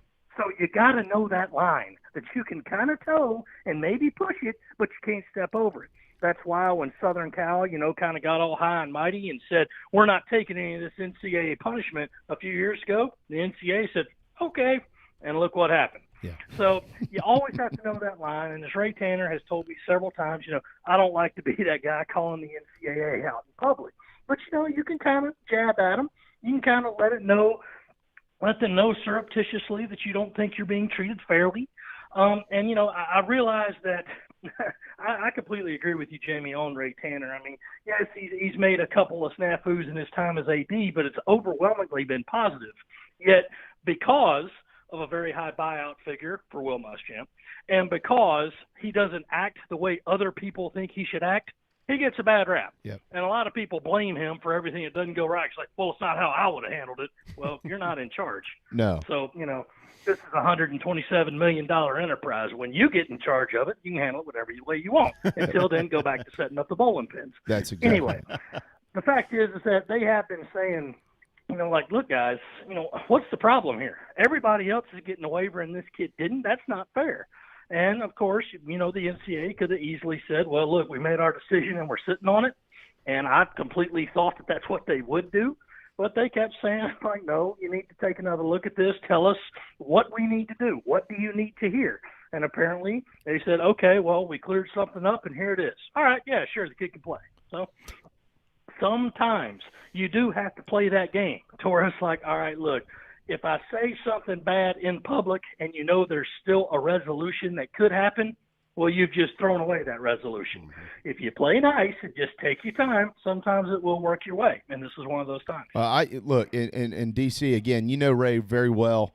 Coach Tanner is diplomatic in public, but I can assure you of one thing. When the door is shut, if he's got something to say and he's got a point to make, he will make that point, and you might not like what he's got to say to you. This guy is very good at what he does. I equate this to how he used to argue with umpires. David, you covered all those games for a long time, and again, I've been very close to Coach for a while, and kind of knowing how he treats situations. People saw Coach Tanner run out of dugouts a lot and argue with umpires, but they never heard what he said. And he always made sure to have a level of decency, a level of respect, to where publicly it looked like you're having a conversation. But privately, Coach Tanner's having a conversation of his own, and I think that's how he handles a lot of situations. This is just another example of that. At the end of the day, this kid is eligible, DC, and here's the thing. They've played Tennessee. They've played Florida. Now they're on this 2-game winning streak, and we're gonna dabble in Auburn here in a second. But of the first 5 opponents, there ain't nobody who's had a worse pass defense than LSU, and that could all change quickly. They're talented down there. But if it's time to get a kid eligible where you can maybe go deep with him, this might be the game. This is a huge moment for them. Oh, sure. Absolutely, Jamie. And the fact is, you're absolutely right again about how you never know what he's doing. For you. And, a lot of people always just say, like, oh, well, he's not acting forcefully enough. There's one time where I didn't think he acted forcefully enough, and that was the whole Jim Sturt, Dawn Staley thing. Yeah. Okay. He should have been livid in public, no matter how he approaches other things. I agree. But, I agree. Other fans are just like, oh, well, he just doesn't – he's not decisive enough. No, yes, he is. Absolutely he is, and he's the perfect guy for this. And they have no idea how respected Ray is among the other guys in the room at the AD meetings. He is often seen as the smartest guy and most seasoned guy in the room because it's like, look, he can talk from a student-athlete perspective, and he can talk from a coach perspective because he's been there and done both, and he's done it very well. So, he did the right thing. It wasn't fair when Brooks got turned down the first time, but it was fair now. I'm not sure if the opponent had anything to do with it or if it was just like, look, guys, the kid's missed 4 games. I mean, what else can you do to him in a 10-game season? So come on, let's have a resolution here. Just don't keep him twisting in the wind. and maybe that came through. But I personally don't know if there was anything extra added to the appeal this week. I think it was all probably just all put in 4 weeks ago, and they finally ruled on it. But the kid's eligible now. He will be making the trip, knock on wood, and, they feel very good that he'll be able to give LSU something extra to prepare for. Yep. So based on what you're hearing, what is his role in this offense? Catch it. Well, he's Catch the receiver it. not named Shy Smith. Catch the ball. Yeah, I mean, and that's the thing, man. I started thinking, like, boy, I just hope this isn't a kind of thing like, hey, yeah, Jakari Caldwell's going to get his opportunities this week. Yeah. Oh, yeah, Luke Doty's going to help us. Mm-hmm. Rico Power's going to be great, and, it's been crickets ever since. I hope it's not that, and I really hope it's not a case of where, okay, they're going to line up in a 4-wide set on the first play of the game and throw it deep to him, and he'll be open, and it'll clang off his hand. We're like, oh, no. Oh, no. But, no, I mean, they realized he could stretch the field. He's one of the fastest players on the team. They know that Shy Smith is going to be double covered as he was against Vanderbilt in the first half, as he was against Auburn in the first half. They know that somebody else has got to catch it. And this week, Jamie, you kind of mentioned it already, LSU's rush defense is pretty strong. And Colin Hill's passing yards have gone down in every game of his career here at USC. They've regressed every game. Not that they've needed to be great, but the numbers have gone down. So he's going to have to throw the ball because I don't know if his running game is going to get a lot of room to work against LSU. And that's where a case like, well, it's either one of these guys does something you're expecting or you throw in a guy that they don't know.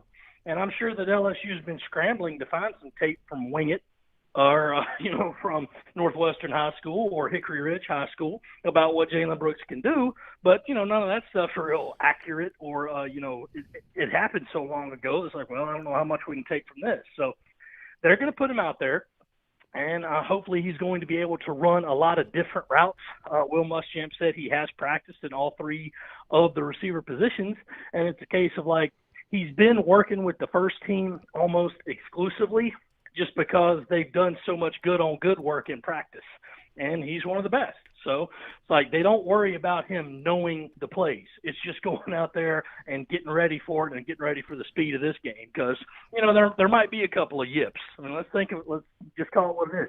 Yes, he's a junior, but it's his first time playing D1 football, and he's going to have to go do it at a night game at Tiger Stadium.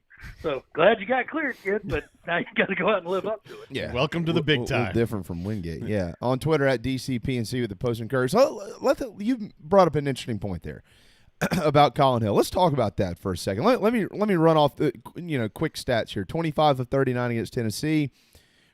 Keep an eye on the pass attempts here. 25 of 39 for 290 against Florida. 28 of 47 for 212. A lot of drops. Remember that in those every game. 16 of 24 against Vandy for 196. 15 of 24 for 144 last week in that upset over Auburn. So, do you think that is because they have become more comfortable with the run game, and that's what they're truly, seriously wanting to base this offense around moving forward?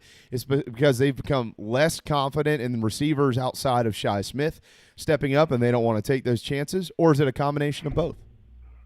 I don't think it's so much confidence as it is taking what the defense gives you, Jamie. Okay. I mean, obviously they wanted to establish the run last week, and it wasn't going so well at the start. But in the second half, it really opened things up. They started attacking the edges more. They started just pounding Harris over and over and over into the middle of that line. And sooner or later, the defense had to give. I mean, obviously, it seemed to give in the first half on that. Was it the first or second series where Harris broke that 73-yarder and, they got an SEC call? But the fact is like, look, you just have to take what the defense is going to give you. I think they're very confident in Kevin Harris and their running game.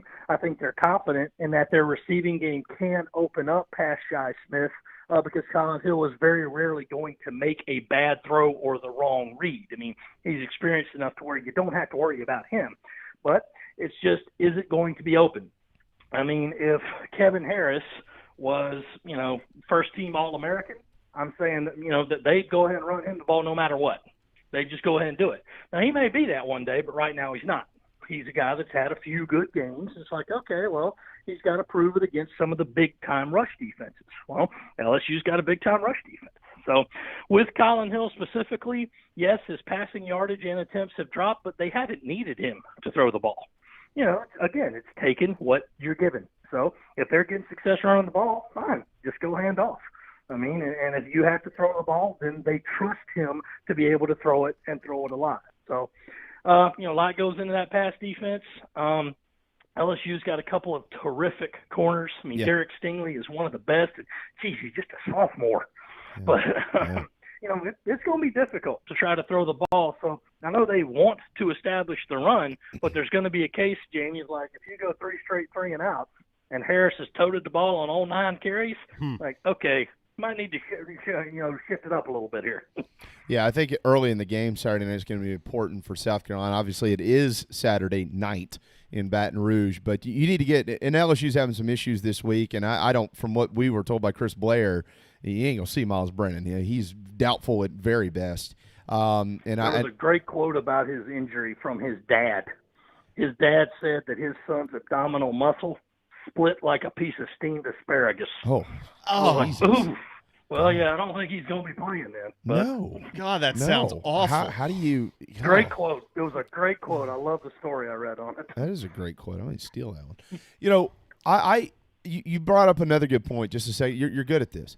You know, this past weekend, you know, the 78-yard touchdown for Kevin Harris that was called back on I think it was Javon Gwynn they got out there on that hold. Yep. A little bit of a wraparound there. Well, okay, I don't know if you counted and if you did count when you started counting or whatever it is, but I did count. And I went back and watched the game, and I know that some of them I couldn't see on TV, but as I was in the stands after I saw a couple, I said, you know, I'm going to start counting and let me see here.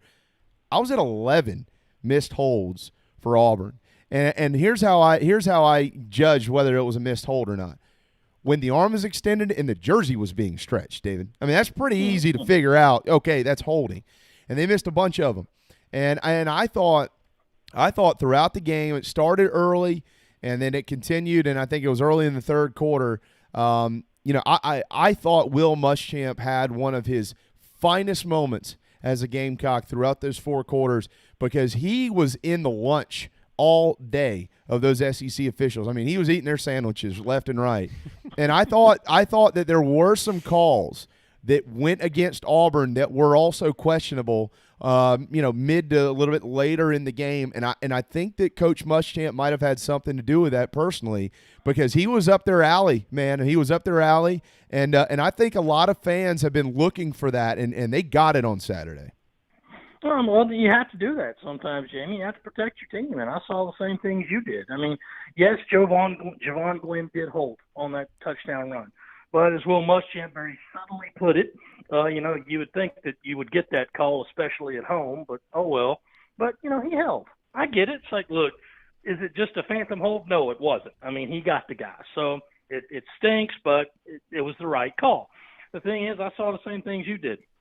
You know, Ernest Jones, J.J. Enigbari, both have a clear shot to the quarterback. Yep. They got one hand reaching out for him. They can't reach out the other one because it's being tugged by the defender. Yep. I'm like, guys, if I could see it way up here in the press box, I mean, come on now. Mm-hmm.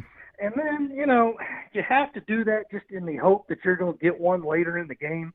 It's not some kind of guarantee like, all right, you know, you owe us one. It's like, come on, guys, you know, be better. Just you don't go up and call him a stinking pile of pig slop. You just say, guys, be better. I mean, this is a human game, and you can call a holding on every play, but you're missing some egregious plays.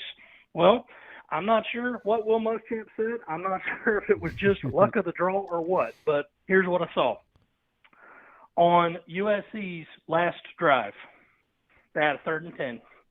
And you know what that ball's going to. You know, throw to Shi Smith. Yep. They threw to Shi Smith, and it was called pass interference. That defender was nowhere near Shi Smith. No. He didn't interfere with that ball. No.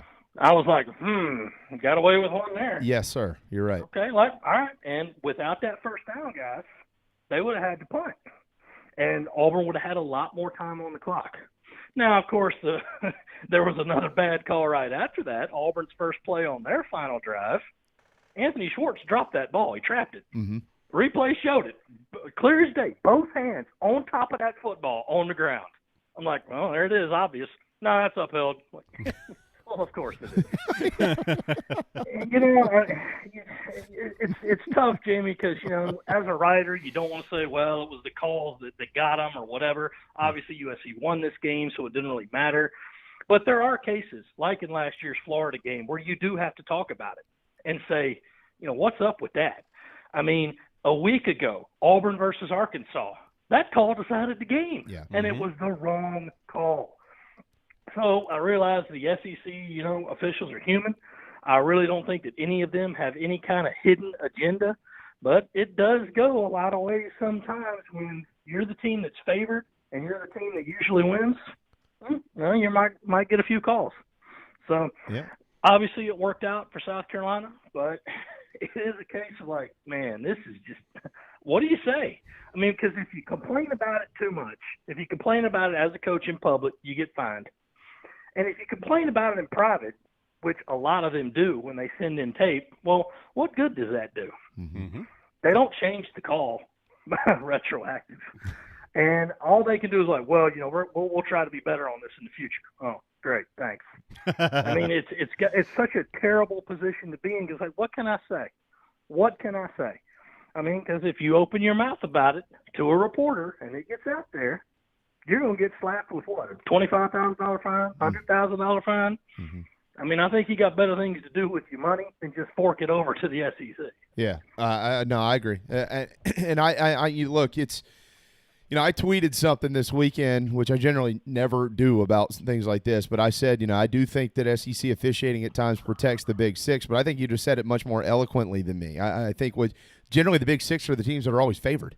And so, and that's just kind of the way. I mean, we've watched this for years. This isn't, these are, when people like you say this, I'm not going to include myself in this conversation, but when there's qualified people out there that say things like this, not to make this whole conversation about bad SEC officiating, we've been watching this a while, like intently, minute for minute, every game, every year. Like, this doesn't just come out of thin air. There's a reason why qualified people say these things. You're right, Jamie. And the fact is, it's like, look, there's those calls, and they could have meant the game. There have been calls that have meant the game. So I know you're not going to get every one, and you're probably going to miss, 12 to 15 over the course of the game. There's 11 or 22 guys, fighting with each other on every play. So there's probably something going on that you're not going to see. But when it's just egregious like that, it's like, come on, fellas. I mean, either make up your mind or what. Maybe it's some kind of blowback from basketball to where they've started calling it so tight, and you've turned college basketball into a 55 foul per game that takes 3 hours to play and nobody likes watching it. Maybe they're just trying to limit some of that. Yeah. Something, I mean, I wish I could say there would be a solution, but it's like, well, I mean, the only other thing you haven't tried is robot referees. And that all works fine until, we get a Terminator situation. Let's not go down that road. Until one sparks and catches fire in the middle of the field or something. Yeah, we're not doing that. JC finally had his breakout game, at least nationally, DC, from a national perspective. There's people that obviously know about JC Horn, but now a lot of the common football folk out there going, hey, this guy's pretty good. Well, he's been pretty good a long time, but nobody was stubborn enough like Auburn to keep throwing it to him, and he obviously made him pay. This weekend, if Miles, and I'm working under the assumption that Miles Brennan is not playing, they're going to start a freshman. More than likely they'll play two. Do you think LSU is stubborn enough to keep Terrace Marshall with J.C. Horn and try to continue to force it into their best wide receiver? I don't think that stubborn is the right word. I think you're dealing with a nervous freshman no matter who you got. And it's like, look, if I throw it up to that guy, odds are pretty good he's going to come down with it. Good point. I would call him the safety net. And he's the guy that you're going to look at first, second, and last. I mean, there might be a tight end out there as your third option occasionally. But mostly they're going to focus on the guy that got him there. Terrace Marshall has caught 21 balls this year, and 7 of them been for touchdowns. That guy is a stud. So they're going to throw to him, and J.C. Horn's going to be right there on him. So it's like, okay, what you did last week, J.C. Horn, you turned yourself from I think he was a certain NFL draft pick after this year, no matter what, just because he's a guy that will go up to the combine and really do well in workouts. But last week, he turned himself into a fringe first-rounder. Because, see what this guy can do? That's him. I mean, just look at him.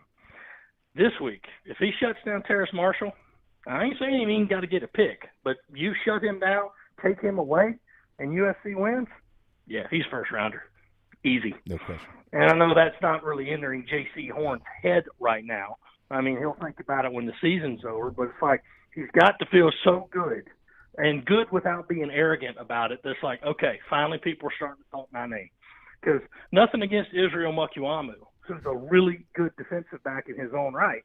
But everybody looked at that Georgia game last year and was like, man, this guy's amazing. I'm like, well, he's good. I mean, he's really good. But just, I mean, you need to be talking about the guy on the other side of the field. Because not taken away from Israel at all. But why was he in position to get 3 picks? Because Jake Fromm knew who was on the other side of that field. And he's like, I ain't throwing that guy's way. No, I'm going to go pick on this guy. Well, it backfired. So maybe there's a little bit more of that going on with Auburn, because John Dixon played his tail off too against Anthony Schwartz, who's another really good Auburn receiver. So, you know, I think Bo Nix is like, well, that's my guy. And if he just gets his hand on one and there's one missed tackle, he's gone. Maybe that's why they kept doing it. I mean, you can't be afraid in that situation, and it worked out for J.C. Horn and USC. No doubt. All right, we'll finish on this. By the way, the last 2 top 25 wins, which in this case are actually top 15 wins, Georgia and Auburn. Add that up between Izzy and JC, 5 interceptions between those 2 players. So obviously it's been quite the formula for Carolina football. All right, we know coming into the game this weekend, you know, LSU clearly has struggled defensively this year. Their lone win over Vanderbilt, South Carolina beat Vanderbilt by the same score. Gamecocks on a 2-game win streak. DC, I almost see them in the exact same spot they were last year after they beat Georgia. You know, they had those consecutive wins over Kentucky and the Dogs. They're sitting there at 3-3, things looking good, and then it spiraled. But this team has a chance to take this to a different level with back-to-back wins over Auburn, and this one, of course, in against LSU in Baton Rouge for the first time since 1994. Their last win down there. Of course, they haven't played down there. Well, the last 3 times they've played down there. But when you look at the matchup, knowing what we know about LSU, knowing that the game last week was postponed, knowing that they haven't been home in a month, this game's moved to a night kick. Their next 2 opponents are Auburn and Alabama. This is absolutely a must-win for them. This game is circled. They know this is their best chance maybe to get a win of these next few ball games they have to play. What is South Carolina? What is the game plan to go in and win this? And how confident is this team that they can go down there and get it done? Well, confidence is definitely high, and nothing makes that like winning. You know, you beat a team that USC simply doesn't beat. I mean, you guys know what I'm talking about. It was just a case of like, oh, Auburn's on the schedule. Well, that's a loss. They can't beat Auburn. They never have. Well, look what happened. So now they're thinking, why not go try to make history again? Not many teams win at night in Baton Rouge. That doesn't happen a lot. And as you guys mentioned, there's only been one coach who's ever won at Tiger Stadium with the USC team. And that was a long, long time ago. So they figure, okay, we're confident, we're playing well, we can go down there and do this, especially against a team that, even when healthy, didn't play that well. So they like where they are. The X's and O's may take a little bit of adjustment because, as I said before, it's going to be tough to run the ball on this defense. And they're going to be, probably going to have a freshman quarterback. It's like, all right, well, if you just get your hands on one pass with Terrace Marshall, it's probably not going to end up good for the Gamecocks. So they're in the case of like, look, it's LSU. They're not paying attention to the defending national champions or their record or night game at Tiger Stadium, although it certainly will be intimidating, even though it's not a full house. It's just we're playing well, and they're not. This is a huge advantage for us. So just got to go down there and live up to it. You got to cut out some of the avoidable mistakes. Don't have false starts. Don't have offsides. Don't have missed tackles. Don't have any of these little things. You're going to miss some plays during the course of the game, but just don't have too many of them. And then depend on LSU to say, all right, well, how are you guys going to rebound? Because if you're trying to play urgent in football and you try to play fast, a lot of times that backfires, Jamie. Yep. I mean, it just does. There's things that you can do when you're trying to play hurry up, and there's things that you can't do when you're trying to really hurry up and try to win a game because your next 2 don't look too good. So all the pressure's on LSU. I mean, if South Carolina loses, it'll be disappointing because I think we can all say, well, this is the best chance you could beat these guys in a while. I mean, I think we all knew they weren't going to win the last 2 times they went down there. But, this time it's like you got a pretty good shot at this. And with LSU, it's like, well, if you don't win this one and the season's already kind of going downhill, it's going to be real tough to reverse it the next 2 weeks. And now, as we saw yesterday, you're going to have to deal with some reduced scholarships in the future and some reduced recruiting. And that's only if the NCAA just accepts that punishment and doesn't tack on any more. So, yeah, that national championship last year was great. One of the greatest seasons in college football history, but unfortunately it doesn't help you now. Yeah. So it's going to be an interesting matchup, Jamie. And just because I've been doing this for a while, and, you know that every time you start thinking, South Carolina again got a pretty good shot, it usually doesn't happen. Yep. I'll refrain from saying a prediction. But LSU's favorite for a reason. And, if USC pulls this off, it will truly be an upset. Steve Spurrier used to say, we're the first to do this. We're the first to do that. There's been a lot of firsts around here. Well, Will Muschamp is trying to add to his list of firsts around here as well, and he's got a shot to do that again this weekend against the LSU Tigers, a place he knows quite well, as a matter of fact. And, Jamie, if they finish this first 5-game stretch 3-2, I'm like, wow. That is one heck of a coaching job right there, especially after starting 0-2. But got to get there first. So we'll see how it goes. I will say, though, that even at worst case, they're 2-3. That's miles better than I thought they'd be at this point. Yeah, especially after dropping those first two, in particular that game against Tennessee, which, boy, do they have problems up there right now. Holy moly. Yeah, apparently Tennessee isn't back after all. No. Yeah, and Jeremy Pruitt just got an extension, but if he keeps firing coaches in the middle of the game, he might not They're be moving back is what they're doing. Wow. All right, man. What are we looking for in the paper tomorrow leading into the ball game, tomorrow and Saturday? Yeah, well, it's kind of the same thing with we're switching gears a little bit. It won't so much be 4 keys to winning as it is going to be 5 things to watch for USC and LSU. That'll also be for the Clemson game this week. But tomorrow, I had a story all ready to go today. Then we had to kind of shuffle things because of Jalen Brooks news. So just there will be a story in there tomorrow. Nothing huge, but just about that secondary and what they're doing now that they got some confidence, although they are still a little bit banged up. So be sure to check it out. Wait a second. There's 5 things to watch for Clemson that beat Syracuse this weekend. I'm watching for one thing. Does the door to the bus open? Not to beat Syracuse. It's just 5 things to watch in the game. Oh. Like, do they cover 46 and a half? We kind of had to do things like this. It's like, well, I mean, not to appear disingenuous, but I don't know if Clemson's going to lose the rest of the year, at least not the regular season. Wait a second. So it's kind of silly to say, well, here's what Clemson's got to do to win. Like, show up. Stop the bus.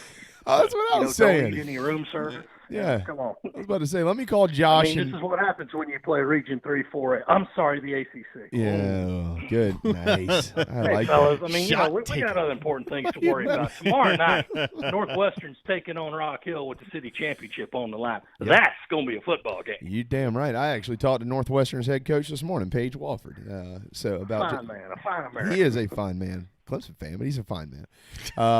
Anyways, we'll leave it on that note, brother. Have a wonderful weekend. Thank you so much. Safe travels to Baton Rouge, Louisiana. Great part of the country down there. And we'll talk to you next week.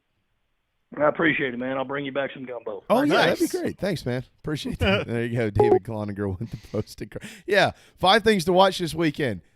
Does the bus crank? Does it drive? Does it stop? Does the door open? Is the team coming off? Okay, it's over. Good. For done. Clemson. It's simple. All right, we have a punter play quarterback. Yeah, golly. We have a linebacker play. This is gonna be a bad day for Syracuse. All right, sorry, Scott Glaze. We know you're tuned in. We got about 10 minutes coming up on the other side of this break with Scott on golf. Hang tight. We'll be right back. Old car really scary? Does it look dreadful or smell awful? Don't be frightened. There's never been a better time to trade in your spooky old car. Stokes Volkswagen just received a new shipment of the VW Atlas and VW Crossport. But here's what makes that even sweeter. Every new Atlas and Crossport is $3,000 off MSRP. Plus, every 2020 Volkswagen is available with 0% financing. That's right. You get both the huge discount and 0% financing. So if you want to play trick or treat at other dealerships, that's okay. Come see us at Stokes Volkswagen on Ashley Phosphate or visit stokesvw.com. Peace and love at Stokes VW. Plus tax tag includes $3.99.50 closing fee. Offer subject to lender approval. Expires month end. The best cheesesteak in Charleston is at DB's Cheesesteaks. JB here. We say it every day, and we mean it. You voted for them. Let DB's Cheesesteaks in Avondale and West Ashley feed your family this football season. Use your favorite delivery app. Have them dropped off before your favorite game. And don't forget the boardwalk fries. They come with the Old Bay seasoning. DB'sCheesesteaks.com for the full menu. Hoagies, hot dogs, burgers, and more. DB's Cheesesteaks, the best cheesesteak in Charleston, the best cheesesteak for football. Family Bingo Night is back. All 3 Dog and Duck locations. Every Monday from 6 to 8 is the perfect time to bring the kids, have dinner, and play bingo. They've upped the prizes with retail store gift cards, gas cards, in-house cash cards, and kid-friendly gift cards like Nintendo, pizza, App Store, and more. Thanks for supporting local businesses like the Dog and Duck in Bell Hall, Park West, and on Clements Ferry Road. Now, hear this. Who the hell is that? The JB and Goldwater Show. Live, loud, and online. All right, 1:40, final segment on this now beautiful Thursday afternoon here in the Low Country. Right up the road to Hollywood, South Carolina. That's where we find our friend Scott Glaze. He is the golf pro. The links at Stono Ferry and the original Hollywood, South Carolina, stonoferrygolf.com. I know we're so late, man. I am really sorry that it took this long. We were trying to get you as close as we could to tea time for Tiger because he's set to go in about 3 minutes.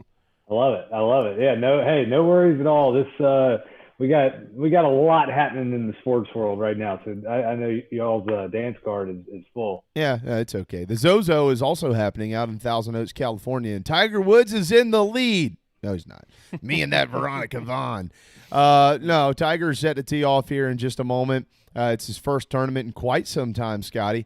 So, who is? I tell you what. Let me tell you who is in the lead. Tony Finau is in the lead. He's 3 under through 2. Oh man, where do you get these updated leaderboards? I'm looking at Jason Kokrak. I was just about to talk about how this guy is on a tear. He's 2 under through 2, but look at Tony Finau. Hit refresh. Tony, the refresh button works good. Tony just eagled the par 5 second to catapult himself into a one-shot lead here.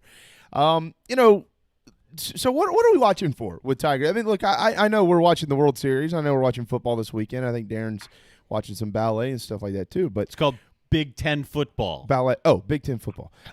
So what are we watching for out of Tiger as he continues his prep for the Masters? I know we've talked a lot about this last week, but the time has arrived. Yeah, the time is here. This is the Zozo Championship. This is the first time that Tiger Woods is teeing it up in an event as a defending champion since 2014. Wow. Nice feels stat. odd to say, Nice. but this is the first time that he is teeing it up as a defending champion. So Tiger's not expected to play in Houston. Well, he might play in Houston the week before the Masters. That came out this week. He won't play more than likely again after this week until the Masters. That means that he will be the defending champion in back-to-back events. The last time that Tiger played consecutive worldwide events as the defending champion was 2007 when he made 4 starts in a row as defending champion. That was the Open Championship, the WGC, the PGA, and the Deutsche Bank. So there's a little throwback Thursday to Tiger dominance there.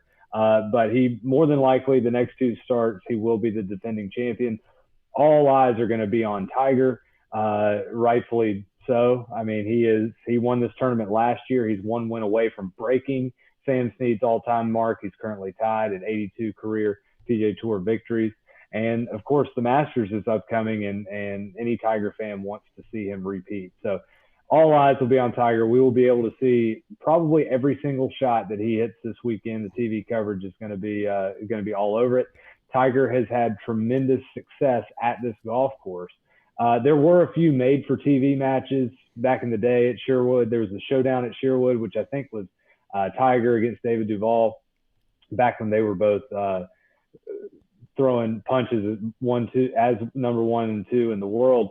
Tiger has 12 tournament starts here at Sherwood. He hosted what's now his Hero Challenge they had down in the Bahamas.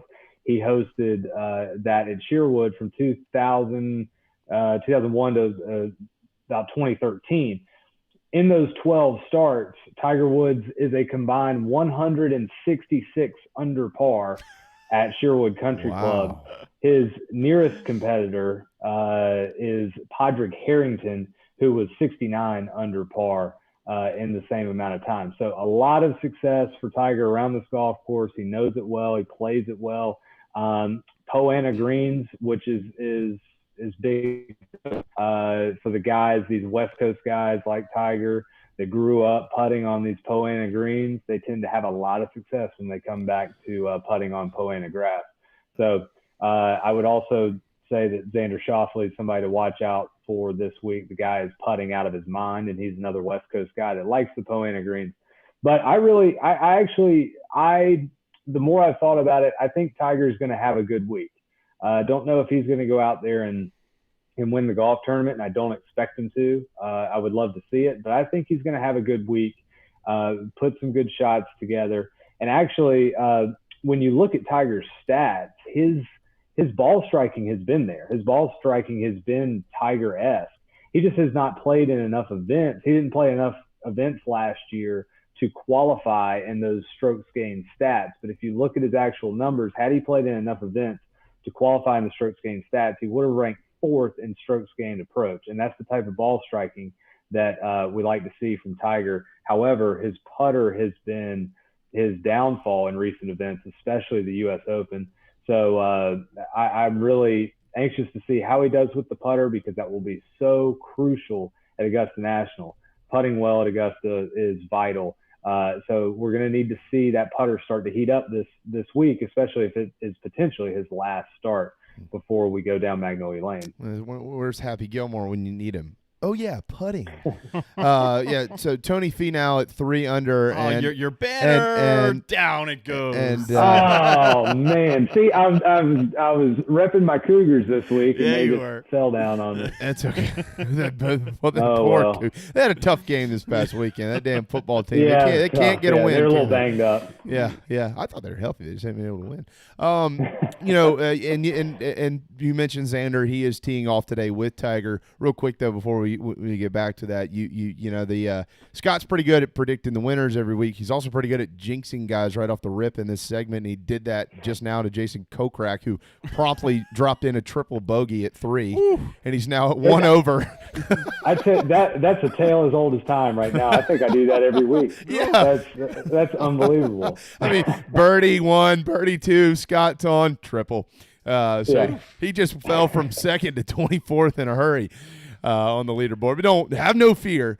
They're only through about 3 holes up there and are out there. Is it Sherwood or Shearwood? I'm hearing you say Shearwood. It's probably Sherwood. That's probably my southern accent taking control there. Mm-hmm. Well, I just wasn't sure because Auburn plays in Jordan-Hare Stadium, but it's spelled Jordan, Jordan. Everybody says Jordan. I'm like, no, don't go to Auburn and say Jordan. They're gonna punch you in the mouth. All right, so Schauffele and Tiger, how do you think those two play off each other today and tomorrow?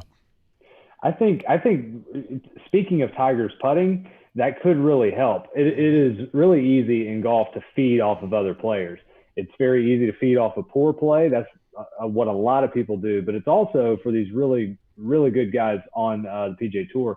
It's really easy to feed off of great play, and better players like feeding off a great play. They like to see the ball go in. They like to see the ball hit the fairway.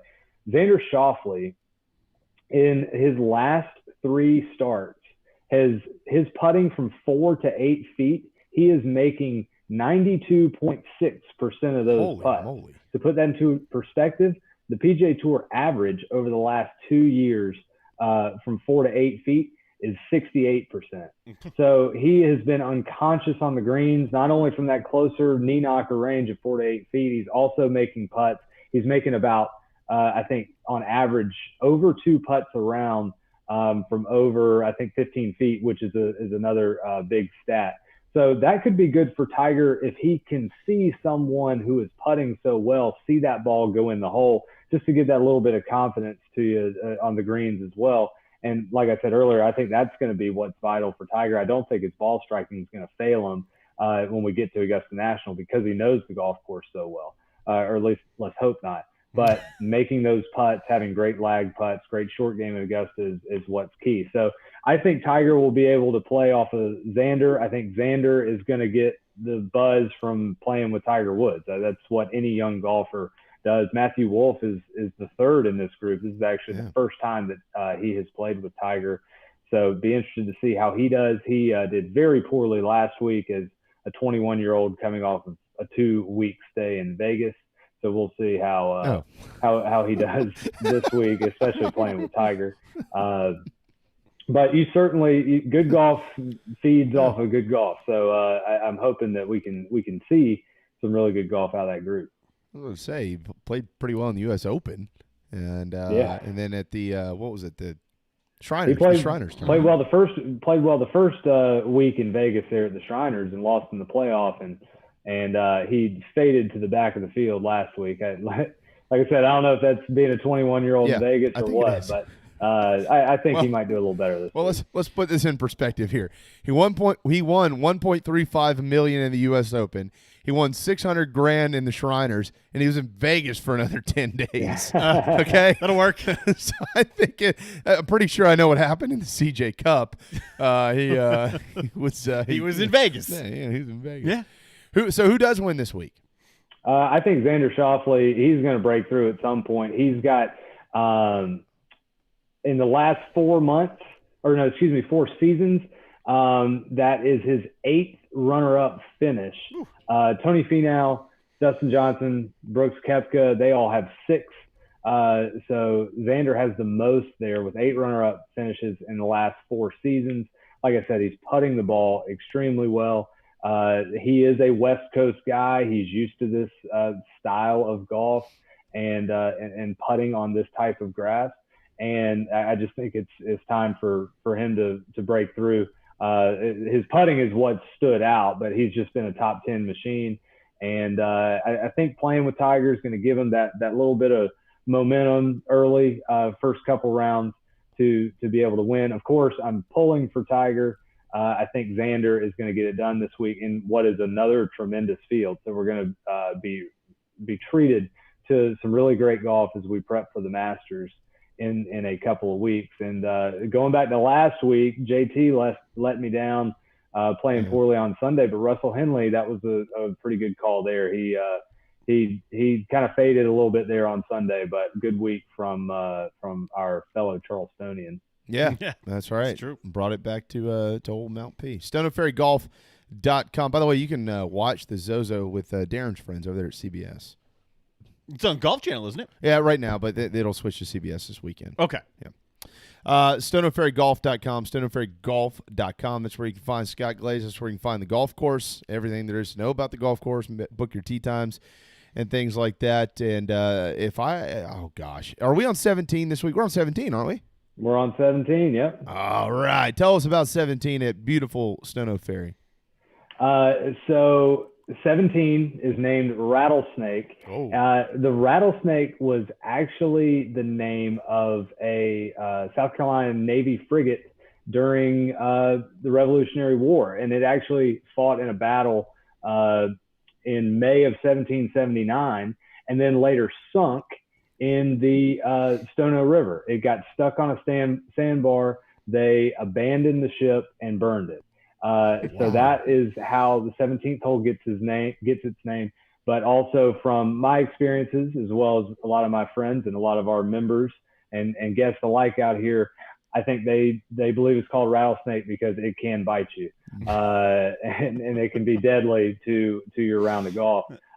17 is a par 5 from the tips. It is 561 yards. So it stretches out pretty good. Plays to a blind tee shot, so you cannot see your landing area. It's a little uphill, and where it sits in the trees, you can't really feel the breeze too much. So it's usually into the wind. So this hole is going to play long. It's going to play difficult. From the forward tees, it's 370 yards, and we've got 8 different tees once you take in combo tees, so we can accommodate every player.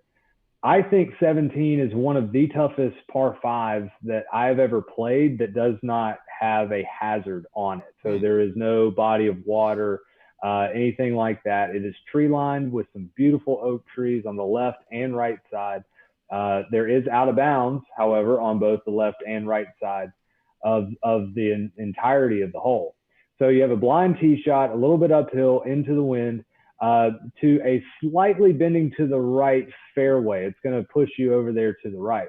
Now, your second shot, the hole then is going to bend back to the left around some oak trees. So you have to hug the right side and take on the out of bounds and the trees over there in order to have a chance to go for the green in two. In order to do that, you're going to have to hit a big draw to the green. However, those oak trees then on the left side are going to guard any type of layup or second shot there. So if you are able to lay up and have a short approach into the green there, or even if you go to the green, or go for the green in two, we've got 4 little pot bunkers guarding the front left part of the green. There's a false front to the right, and a very kind of quirky, tricky green that's 30 yards deep and only 19 paces wide, and it falls off on each side. So if you miss the green, you're going to be pitching back uphill to the kind of quirky green there. So like I said, I think it's one of the toughest par fives that I certainly have played that does not involve any type of penalty area, any type of hazard. With the double bend that it makes, it really makes you move the golf ball both ways, and is a tremendous penultimate hole to the golf course, and a chance at birdie. But as I always say, par is your friend going into then our iconic 18th hole. Par is your friend on 17 there. There is no doubt about that. Buy a gift card. Scott mentioned it last week. Great time to do that with the holidays coming up. Buy a gift card at StoneOakFerryGolf.com. Inquire about memberships and fees, and they got a bunch of stuff. Obviously, you can book your tee times, talk to them about the Brigade Club, and so much more at Stone Oak Ferry out there on the banks of the Stone Oak River, beautiful Hollywood, South Carolina. Follow him on Twitter at Scott Glaze, StoneOakFerryGolf.com. Scotty, we're out of time, brother. Thank you so much. Go Tiger. Hopefully this weekend the Gamecocks win on Saturday, Tiger wins on Sunday, and we're all happy around here on Monday. That'd be great. I love it. Thanks, guys. Yeah, go Tiger. Everybody break out the red on Sunday, but enjoy a great weekend. Yeah, it's a beautiful weekend. Go play golf this weekend. Beautiful weekend for it. Absolutely. Do it. No doubt. See you, man. We said go Tiger. I know. I was going to comment on that. Yeah, I mean, you were Tiger. very, very careful when you said Tiger. go Tiger. Tiger. Going to have to probably update all the basketball stuff tomorrow, but obviously yesterday, Pat Chambers resigning at Penn State. Forced to resign. But yes, he resigned. But, yeah, a little bit different how that situation is being handled, and on a much less scale from what we understand has been going on at Wichita State with Craig Marshall. Those two, just the comparison is outrageous. So, Darren, we're going to have to hold that till tomorrow, but we will get to it. Yep. It is a worthy conversation, no doubt about that. Real quick on what day is it today, National Day? That's a good day. It's National Color Day. What's your favorite color? Probably blue. Okay. All right, there you go. What type of blue? Navy? Let's go navy on that one. Okay. I wear a lot of red, though, for the Nats these days. It's also National Nut Day. What's your favorite nut? Peanut. Yeah. Definitely. Yeah. Definitely. But most importantly, it is National Make a Dog's Day. So make your dog's day today. Do something nice for the pup. The dog has us all trained. Absolutely. So we kind of make his day every day. Yeah. My Capers and Louise, they run our house. So do the kids. Yeah. The kids and the dogs run the Bradford household. Yeah. That's the way it goes. HoyCityDrivein.com for this weekend's drive-in movie series. Tomorrow night, family night over on the banks of the Cooper River at Patriots Point. Hotel Transylvania will be showing tomorrow night. It's 7:30 on the big screen. No World Series tonight. They're off. They're back tomorrow. But there's an awesome NFL game with the Eagles and the Giants. Oh, yeah. App State's also playing tonight in football, college football. Yes.